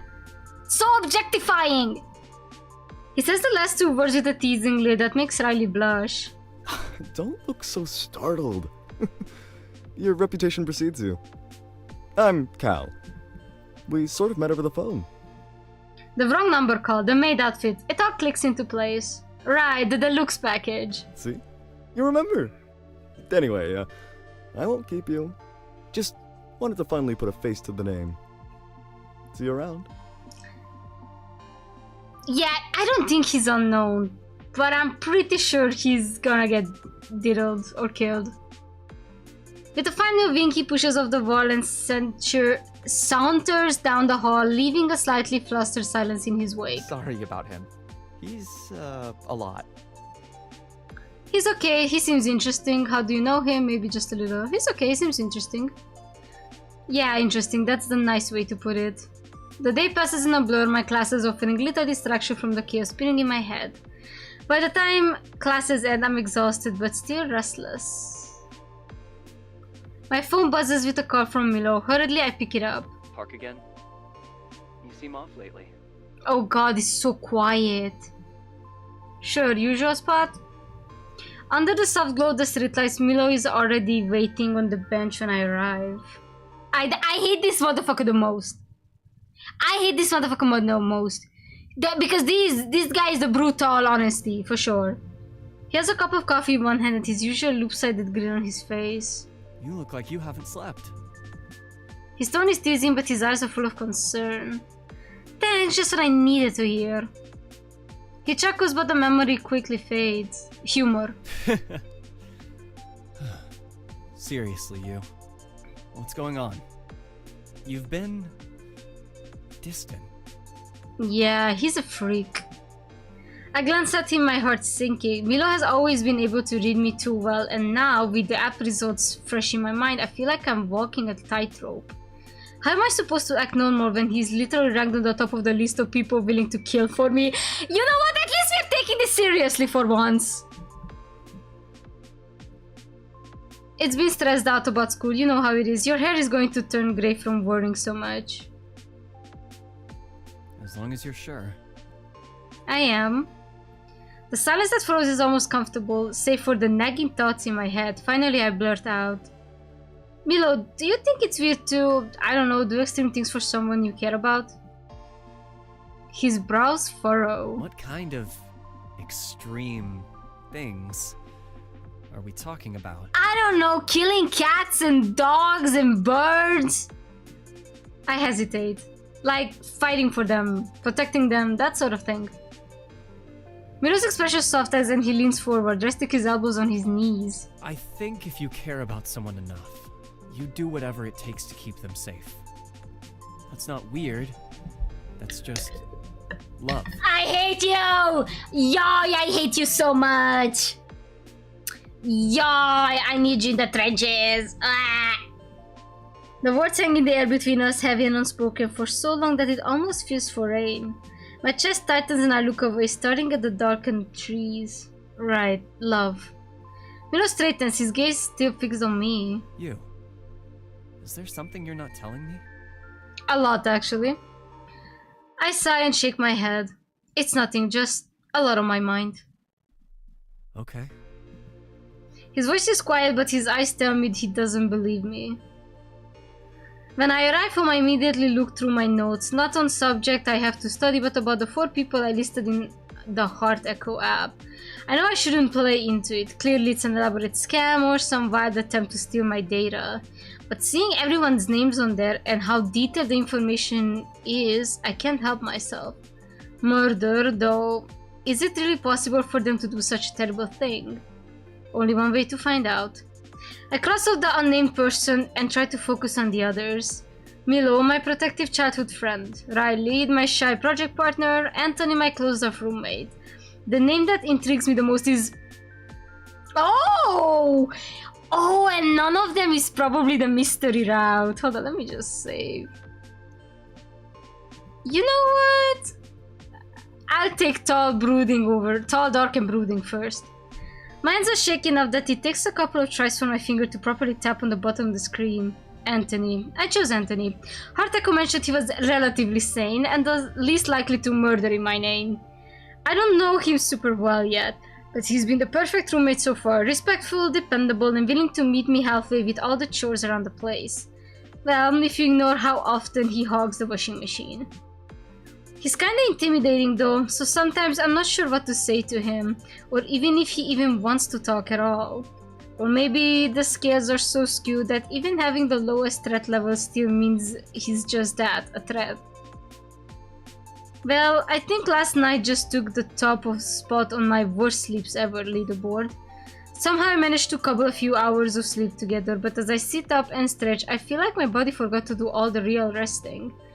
Thoughts about Heart Echo, the deranged things I read on it, kept bouncing around in the corners of my mind like those retro DVD screensavers. All the frantic pacing around the room must tucker me out because my body hits the bed before I can even process what's happening. 2 firm knocks rap against my door. I jolt into the air, muscles seizing. I barely managed to hold in an undignified yelp. Oh, this is not voiced. You aren't gonna snooze that alarm a 5th time, are you? Anthony. At the sound of his voice, the cavalcade of emotions I felt last night flood back into me. Is he dangerous? Deb says so. Am I even safe in my own dorm anymore? Okay, so this part is just straight up not voiced anymore. Dreamlands closed for today. Come on, got something for you out here. He sounds just how he always does. I shake my head, hoping it'll clear my thoughts. I might be putting too much stock into the random malware that installed itself onto my phone.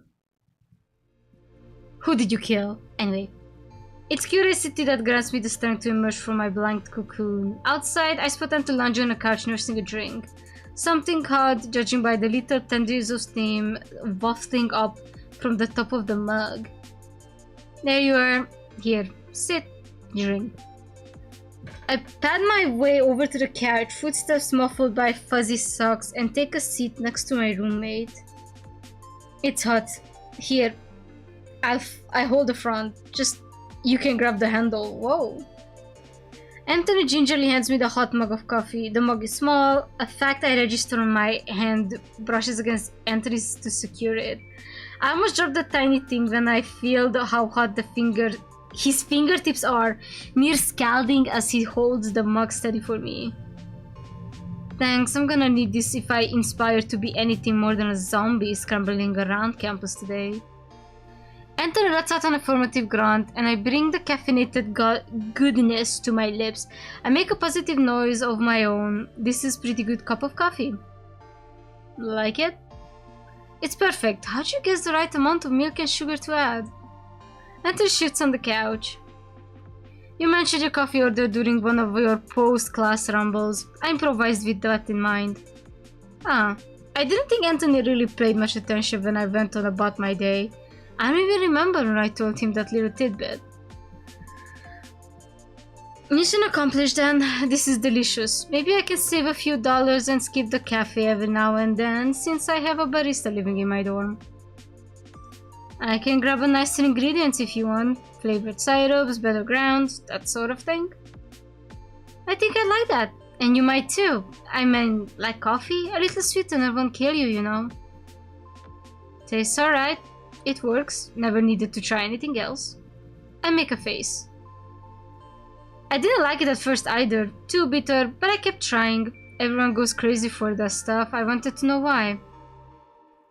I found out eventually, once you overcome the bitterness, there's all kinds of notes. Nuts, chocolate, spice. They're faint, but there. Coffee's complex. Instead of appreciating it, people dilute those flavors. They brute force the bitterness away with sweetness. Okay, sorry that none of us, like most of us are not built like you, homeboy. I think this is the most Anthony has ever said to me. I want to keep the moment going, but a horrible realization hits me. The fact that you got all that from instant coffee is seriously impressive. I still think it's worth introducing you to all the delicious flavors in the chocolate factory, Charlie, but maybe later. Looking at my phone reminds me how close I'm cutting it before my next class. You might be right about all that snoozing. I'm gonna have to book it to make it to class on time. It pains me, but I get up from the couch, scanning for my book bag. Wait, you didn't eat any... No time! The coffee will sustain me, trust! I can almost hear Anthony's eye roll as I race to grab my bag and rush out the door. There's more? By the skin of my teeth, I make it to my art history lecture on time. If I didn't have caffeine pumping through my system, I probably would have passed out from exhaustion with how fast I sprint onto campus. Professor Lane lets out an exasperated sigh as I enter the lecture hall. I do my best not to make direct eye contact with anyone as I skim it towards the only empty seat in the lecture hall. As I settle in, I hear a familiar laugh. Wait, he goes to this uni? Someone's a little tardy to the party. Miss your alarm? Or did our favorite brooding Doberman reveal himself to actually be a yappy little chihuahua? I can't imagine Anthony as a chihuahua, no. But we did sit and enjoy some instant coffee together for a bit after I snoozed my alarm on one too many times. Oh, he did not like that! He did not like that! Milo raises an eyebrow, a dumbfounded expression forming on his face. He gave you some of that bitter burnt sludge, and you drank it? Willingly? Is everything alright in that dorm? Should I alert the authorities or something? I should have guessed that homebrew coffee wouldn't be Milo's cup of tea. I stifle a laugh at the thought, but such a coffee snob. He's such a coffee snob. Not all of us have round-the-clock access to $10,000 miracle machine, Milo. Besides, I certainly couldn't taste any sludge underneath the cream and sugar Anthony added. It wasn't a cafe-quality latte, true, but he made the most out of what he had lying around the dorm. The gesture was sweet enough. Wow, bro is gonna get fucking violent. Milo doesn't look convinced, but he dropped the subject in favor of Professor Lane's lecture. I follow suit, jotting down notes on fresh page in my loose leaf. The use of shadow or negative space can amplify the intensity of light in a painting's composition. This technique is called chiaroscuro and is most strongly associated with the Baroque period, yada yada yada. After I finish my classes for the day, I head over to the park near the edge of campus. Most people prefer to study at the cafe or the library. I'm a fan of those spots too, but sometimes they feel a little claustrophobic. The frantic energy oozing from everyone can be overwhelming. There's a chill in the air today, which means that the park will mostly be empty. On days like this, I can imagine the park as a secret oasis only a small handful of students know the way to. I pull out my sketchbooks, eager to try out some of that art style, shading myself. I quickly scan the area, reveals my subject for the day, a majestically melancholic willow tree. As I make to put pencil to paper, I feel something brush against my leg. Ah! I jump from the bench, my sketchpad flies from the hand and thumps onto the grass. The sound triggers another, some leaves rustling under the bench. A pigeon maybe? Or a rabbit? I lean down to investigate and find a cat. That cat is fucking dead. Look for a color, examine the cat's posture, make eye contact with the cat. Did someone lose their cat or am I dealing with a stray? I ponder the question as I inspect the cat's neck for any signs of a color. Nope, no color in sight. A stray it is then. Might not recognize commands if I try to give it. Find something to bribe the cat with. Pussy pussy pussy, show your palm to the cat. As I extend my palm toward the cat, it bristles. I wait a spell before trying again. It looks less alarmed this time around, but makes no move to inspect my hand. Okay, maybe we can share the bench then? Me up top and you under there. Does that work for you, little guy? The cat responds with the same steady gaze it's given me this entire time. It doesn't seem keen to move from its leaf bed. Slowly, I grab my sketchbook off to the ground and sit back down, giving the cat as much space as I can. Back to more important business, drawing a moody willow tree with some Baroque flair. It takes a minute to get into the zone. But before I know it, my pencil begins gliding along the surface of my sketchbook like a breeze against the willow tree leaves. At some point, the cat joins me on the bench. I welcome the company. I stay in the creative flow for who knows how long until the breeze turns a little less gentle. The paper in my sketchbook whispers erratically as the wind buffets the tree. As if a curtain is being drawn, the willow leaves part to reveal a figure lounging on a hefty branch near the tree trunk. Is that Anthony? I hold my breath, willing the wind to pick up again. Sure enough, it's him. He's lying on the branch, one arm folded above his head, and another clutching something to his chest. I see gangly wires belonging to a pair of earbuds and sports bars resting at the foot of the tree. He must be listening to some music on his phone. I can't help but wonder what genres he likes. Maybe something grungy, rock, metal, alternative, or perhaps he's the type to listen to the stuff no one would expect, like bubblegum pop. I started out of my reverie when a soft voice breaks through the wind song. Ah, sorry, I didn't mean to scare you. I figured you heard me coming from all the leaves I crunched to get to the bench. Mind if I sit? Sure, it's as much as your property as mine, and there's plenty of room for two. I scoot over a touch and move my backpack to the ground to give Riley some space. The cat, I discovered, repositions herself onto my lap. Riley smiles graciously before joining me on the bench. It's funny, sometimes I see you out here as I walk to class. I'm happy to have finally caught you when we're both free. I don't know Riley well yet, but something about the way he tilts his head towards me and how he fiddles with his fingers creates an odd sense of calm within me. Weird, because Riley looks almost ready to bolt away like a spooked gazelle. It's nice is all. I like to come out here for inspiration as well. The park is different every time you visit. The subtle yet energetic ebb and flow of nature, the whole society constantly shifting all around us, almost maddening how nothing here is ever completely how you last left it. We're all in the never-ending fluctuation. As artists, our job is to put the pin in the butterfly, to stop time, to halt change, to capture. No motherfucker in real life speaks like this. I hope.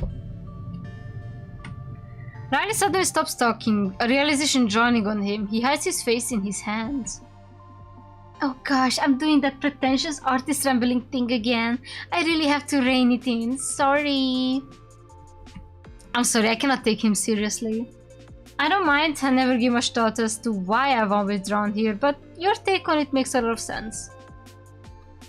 Thank you for being kind about it. It's still a jarring thing to do unsolicited. I'll work on it for next time.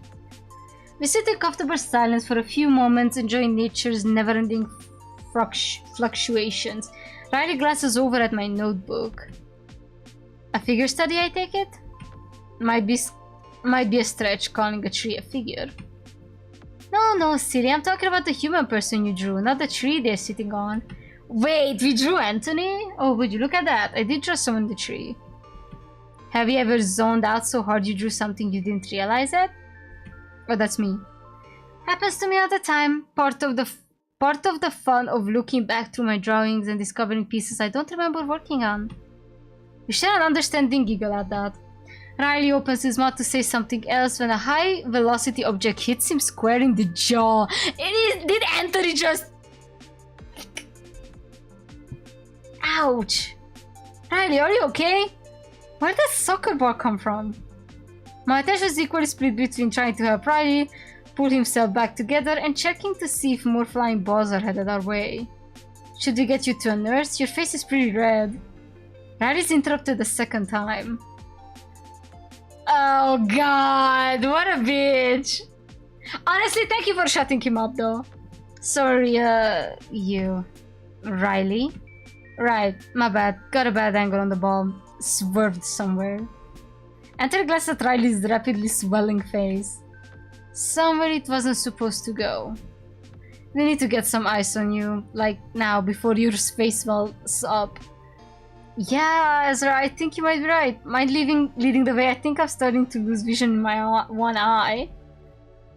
You'll be fine. Swelling should go down in a day or two, if you're consistent with the ice. Let up, though, and it might come back to bite you. Are you secretly majoring in medicine, Anthony? Nah, just get hit in the face more than most. Riley starts working like he's got a retort ready. You should... Hey, make a new friend? Enter gestures towards my feline companion. I think we built a nice report, yeah? Yeah, cool. Cats are cool. Chill. Mellow fellows. Stinging. Why won't it stop stinging? I mentally facepalm. Riley needs help. Ah, you guys know what time it is? Infirmary time. Bye, Anthony. Maybe put the ball away for today. I give the cat a few last screeches before helping Riley to the infirmary. I don't care. I don't care, I'm sorry. After getting Riley some medical attention and suffering through my evening class, I finally arrive back at my home base for the semester. As I open the door, I'm greeted by the familiar musk of greasy food and the droning static of a talking head coming from the TV. Oh, hey, welcome back. There's some takeout in the fridge. I am finished if you're hungry. Enter calls out from the kitchen. He's hunched over the table back facing me, fiddling with something. Ordinarily, I'd say your leftovers are your problem, but I'm still a little hungry even after nabbing some food on campus. I make my way over the kitchen, watching the to-go box from the fridge and popping it into the microwave. 1 minute and 30 seconds should do the trick. As the machine warm lights, turns and starts humming, I turn to face Anthony, who was relocated to the living room back once again, turned to me. Did someone accidentally hit you in the face with a soccer ball too? As if I never let myself get so engrossed in a conversation that I completely miss a project I have lying right for me. A light bulb hums to life in my mind. I grab one of the takeout menus of the fridge and fashion it into a crude paper airplane. With its silent grace of assassin, I launch my weapon at Anthony. It's a direct hit, right in his jugular. Anthony winces as his hand shoots up to cover his neck and cranes his head to glance at me. Nice shot, sharpshooter. They stole! They stole sharpshooter! No! Didn't think you had it in you and point taken. Not the sharpshooter! I feel offended. I feel offended. I'm sorry. That's... Wait, never mind. Sharpshooter is fine. It's sharpshooter. Wait, how does Micah... Micah says sharpshooter.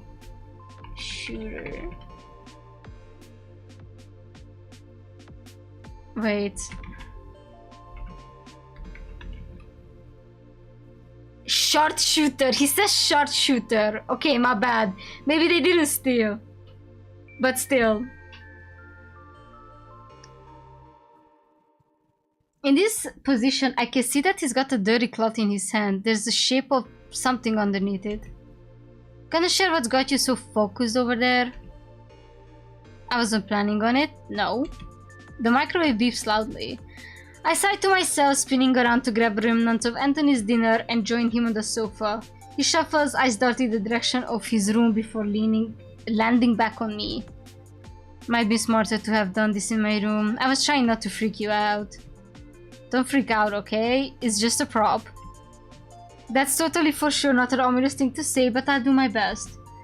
I steal myself as Anthony moves the cloth to reveal a gun! No, that's a real gun! That's a real gun! That's a real gun! That's a real gun! That's a real one!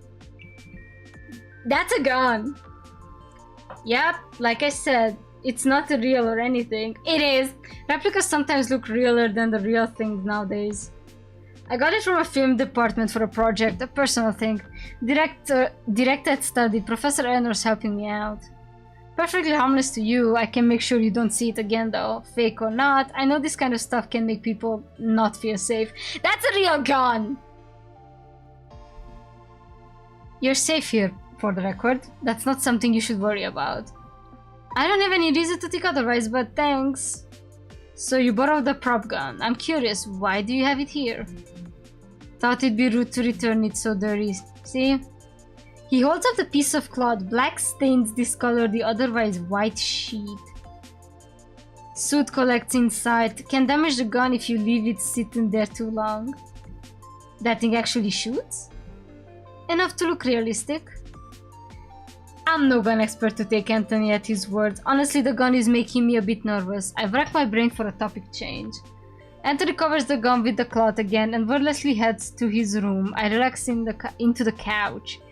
TV broadcast, Town 40, 82nd Street. A victim who has yet to be identified.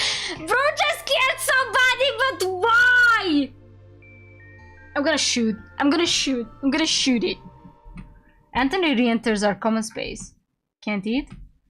Oh, the leftovers. I should eat some. Hopefully it hasn't gone cold. I think as I bring a fork to my mouth. TV broadcast. 3 wounds in the chest area. Police believe come from gunfire. The investigation remains ongoing.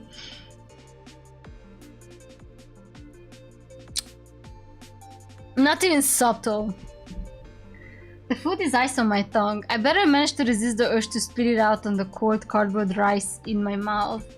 TV broadcast. Contestant number 1 behind one of these 3 curtains is a new car. Can you guess which? Want me to heat that back up? Oh, sure. Probably should have left it there longer to start with. Probably should have left it in there longer to start with it. To start with if it got cold that quickly. Jesus, that's a mouthful. Anthony drops off the reheated leftovers and leaves me alone with the TV. The game show lights up the screen. Anthony must have changed the channel. That was kind of him. Hearing about all the misfortune I was lucky to avoid on any given day makes me go nutty after a while. I try my best to focus on the charismatic show host, anything to take my mind off the guns and murder. Eventually I crawl into bed, but once again sleep rests just out of my grasp. Anthony's fake gun, the news broadcast, even Riley coming over to join me in the park. I can't stop feeling this sensation of danger lurking around every corner. My nerves are wound up so tight I might just explode. I start to feel lightheaded, and my room seems especially cramped all of a sudden. I head to the kitchen to grab some water. Oh, that does not look good. This does not look good. It feels hard on the eye. It's dark as I make my way through the hall. Before I reach the kitchen, I notice something odd. Why do I hear metal clinking against metal? It's almost like someone is trying to break the lock to the front door. I carefully tread toward the noise. My hand fumbles against the wall for a common room light. Got it.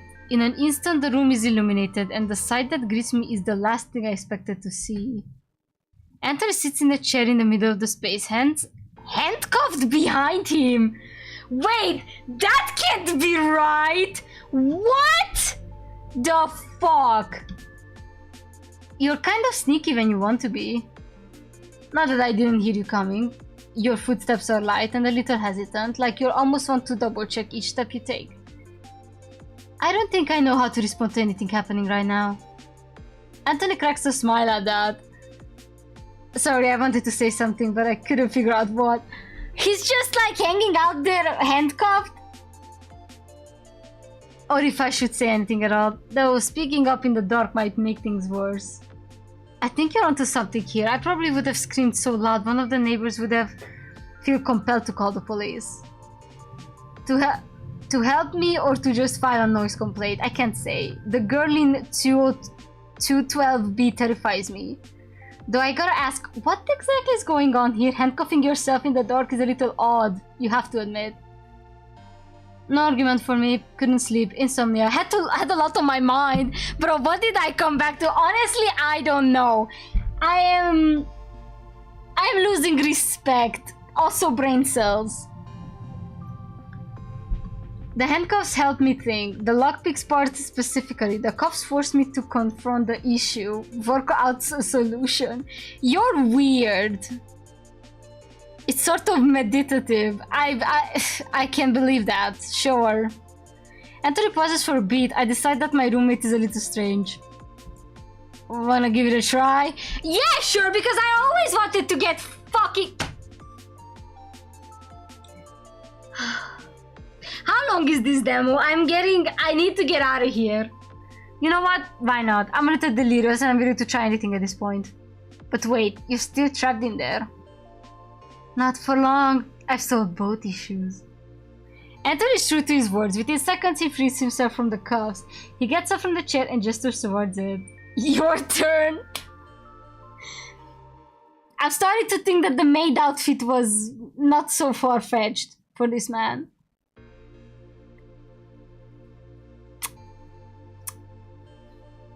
Lovely. As Anthony fastens the handcuffs to my wrist, the gravity of what I've agreed to hits me like a semi-truck. A wave of unadulterated panic washes over me. So the first thing you're gonna want to do is not panic. You're going all bug-eyed on me. Try not to do that. I'm feeling lightheaded again. Actually, Anthony, I think I'm gonna head back to bed and try listening to one of those 10-hour thunderstorm videos. Don't be a baby. You'll be fine. Here's your lockpick. Is this a paperclip? You're a real genius. You'll break out in no time. I don't think I will. I think I'll bug. He pulls up the other chair in the dorm and sits down right behind me. Oh god, that feels so wrong. Stranger danger. Feel for an opening in the top of the cuff. Stick the pick in there and shimmy it around. That's it? You're not gonna walk me through this? I could explain the mechanics to you, sure, but it wouldn't help. Trust your instincts. All you gotta do is listen to how the lock mechanism responds to what you're doing. Take what the lock gives you and adjust your technique accordingly.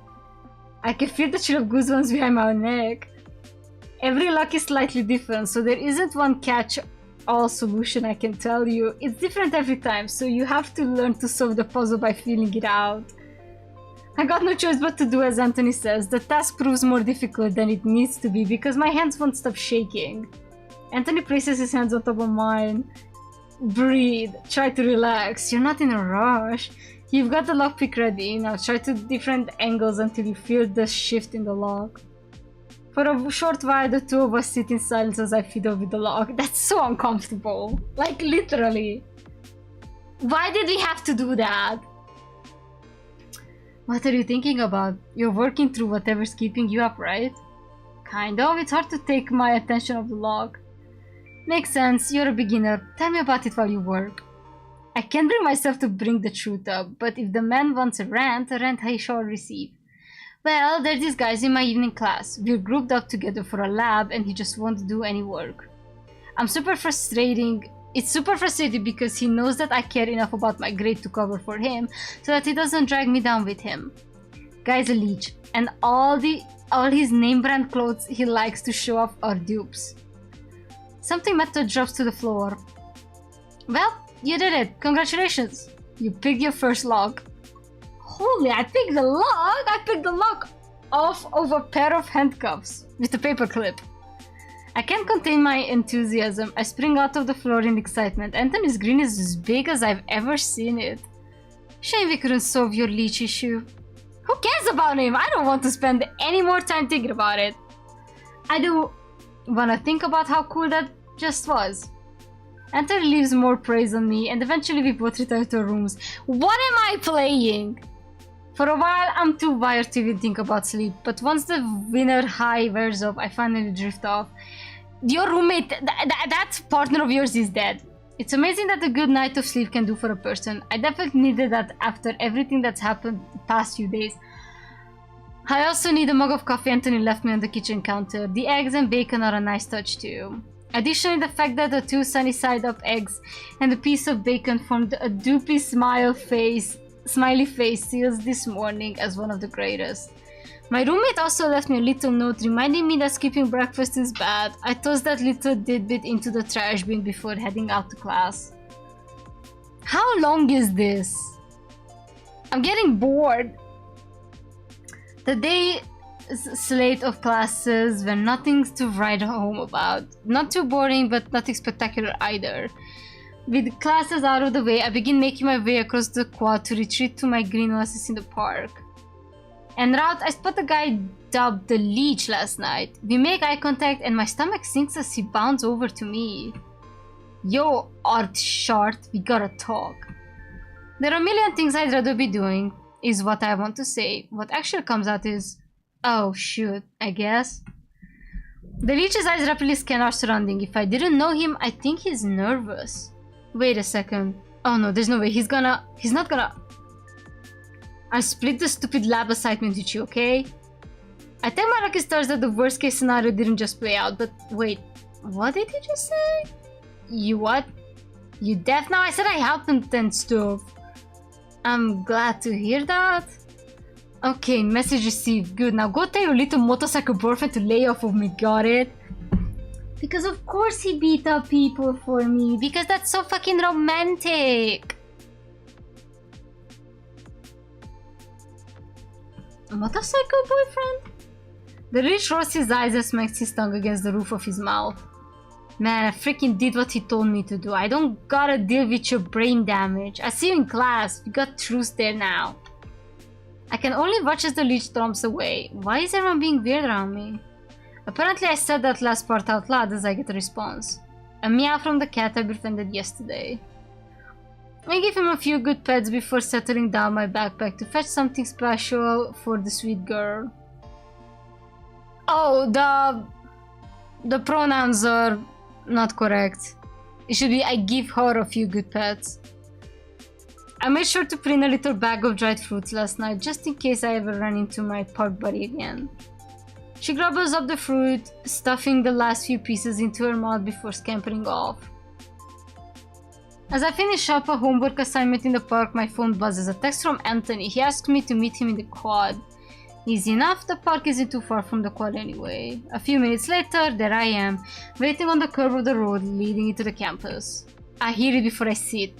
An almost painfully loud rumbling gets closer and closer as the owner of the sound finally comes into view. A motorcycle pulls up next to me, midnight black and twinkling. The rider's face obscured by a helmet opens a compartment on the bike and offers me a near identical helmet.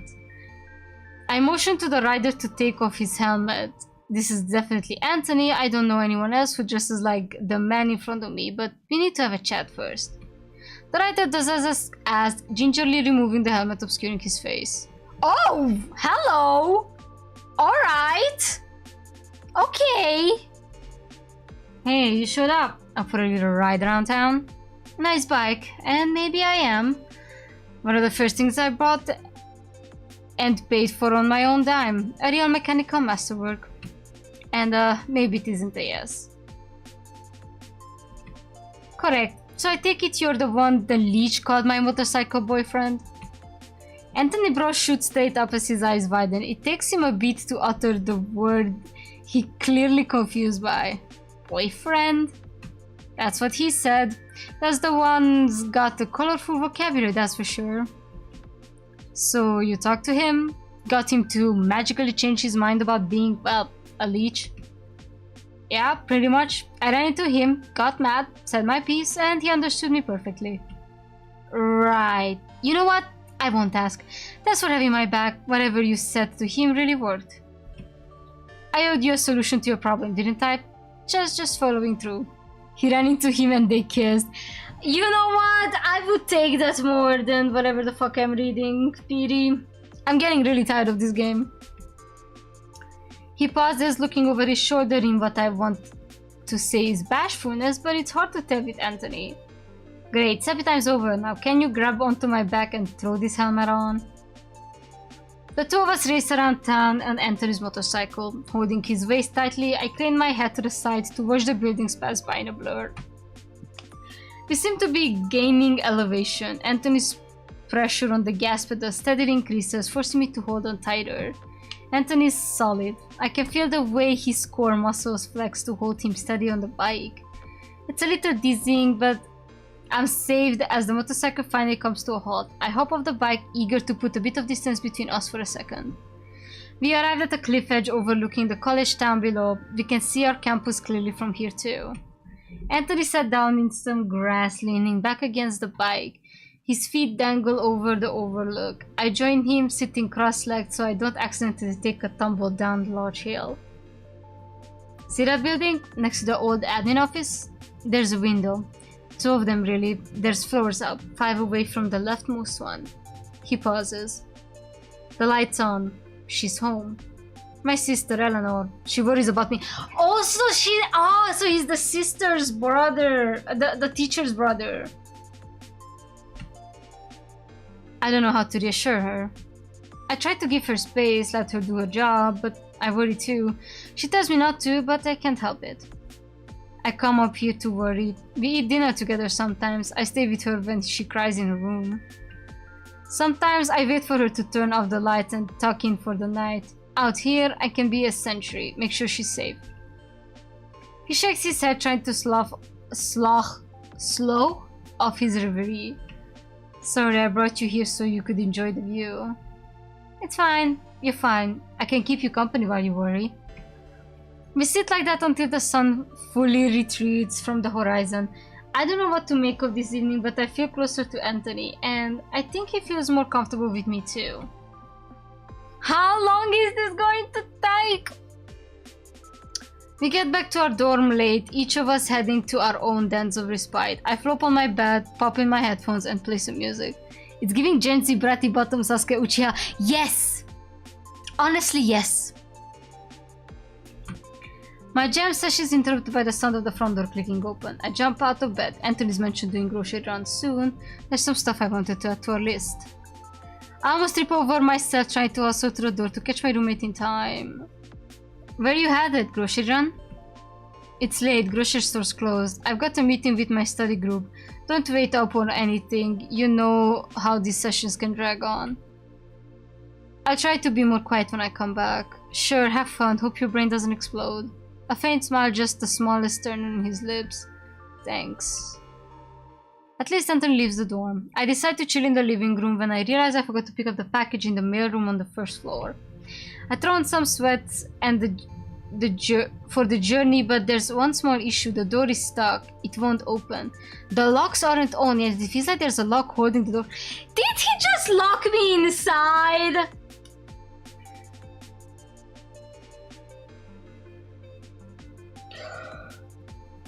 Oi, oi, oi.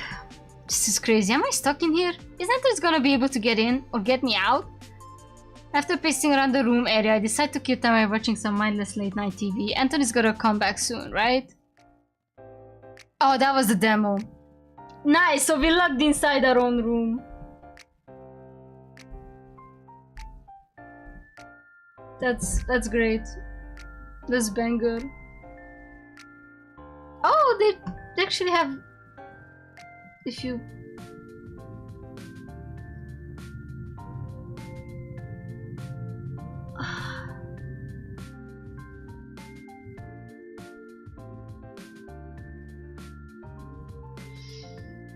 I don't know what to say. I genuinely do not know what to say.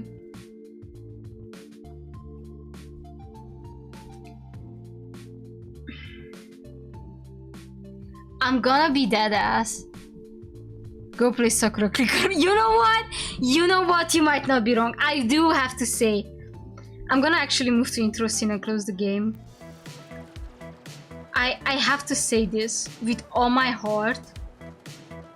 I feel like I was bored. I feel like I was genuinely bored most of the time playing this. It's not a good look. It's not. Well, that sure was a game.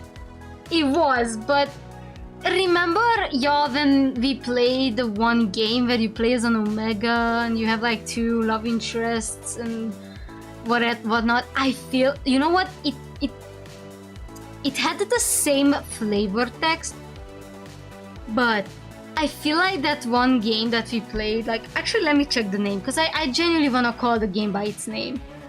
Hold on a minute. I want to be entirely honest when I say what's on my mind.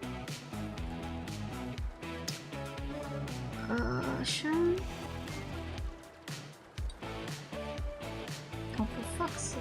Just give me the... So, the game was called... The Winter Wedding, right. I want to say the Winter Wedding had more suspense going for it. I genuinely enjoyed how fucked up both love interests were. Because they were straight up fucked up.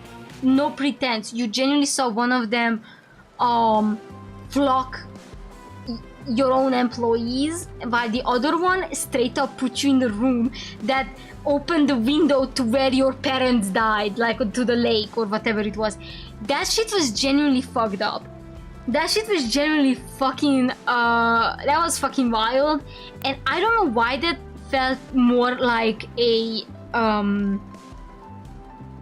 that felt more profound than this. Whenever y'all say Omega, my brain always goes to the movie Alpha and Omega with the wolves, because my brain is pure and not corrupted by yaoi. I never watched that movie in my entire life, and I think it's way too late for me to even try. But anyway, as I was saying, this game felt like a fanfiction. A bad fanfiction. Like those sold / kidnapped by One Direction type shit. You don't get the medal for being straight, Petey. But yeah, it's just like nothing truly how do I even say this?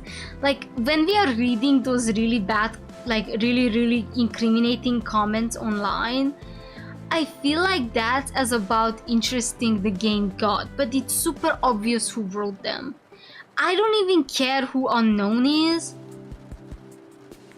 and I couldn't even bother to care, to be honest. Like, MC has no redeeming quality for being stalked.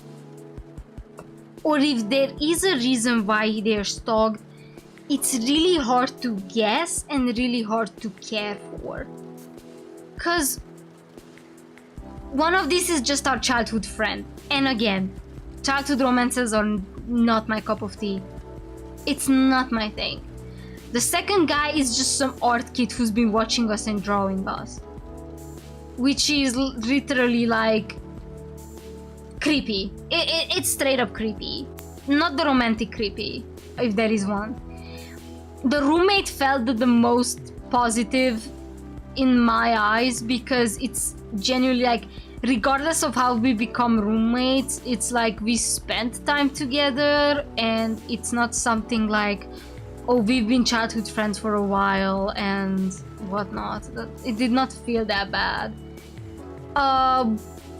But yeah, like at the end of the day, they're all just like the typical yandere, the very, very typical yandere. It's not a smart division from the original trope, I'm afraid. And it's obvious that Cal is going to get fucking yanked by somebody. Like, that bitch is not surviving, unless he is unknown, which I doubt. I really wanted this game to do justice for all those itch.io dating sims that are about yandere. I really wanted it to be, but it sadly is not. It was not. It was not it. I'm not gonna say shame on this game and shame on its creators or whatnot. Absolutely not. I'm happy that they got their backers, and I'm happy that they're probably gonna release this game on Steam as well. Good for them. Genuinely get your bag. But oh god, I don't think this game was made for me. Or anyone in my friend group for that matter. The voice acting was decent, but I feel like it could have used more gusto, if that makes sense. Like, Love and Fool's Gold was one of those games that were like super basic in the way it is built, super simple, super linear, whatever you go through the demo, how you go through, but the voice acting carries the whole thing. Me as the stand-in mean commenter, how would you make it better? Shut your whore mouth. Exactly, why are you typing? You are taped to the ceiling. But yeah, no, like sometimes it's really hard to make something better that should have like a straight up restart per se. I feel like there needs to be worked on the whole MC part. I feel like MC is way too pathetic. And I'm really tired of these games making MCs just pathetic fucking messes who don't eat, who are clumsy, who are late everywhere. Like, bitch, you are not in a Japanese anime from the 2000s. Get your shit together. I really dislike YouTube not showing all comments. That one is not even a threat. But yeah, I don't want to say that I'm this game's biggest op, because that's not the case.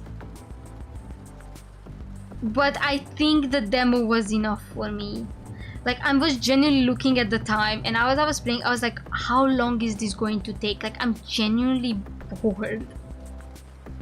The art style is fine, but the backgrounds are so fucking bright and whimsical, and I'm guessing it's to contrast between the characters, which is an art choice, but they simultaneously felt disconnected from the whole world that they were put into. And unless the game takes a major fucking turn when suddenly all backgrounds are going to be dark and gloomy and shit piss all, it is not going to be interesting. I'm sorry. I apologize to this game. But I also feel like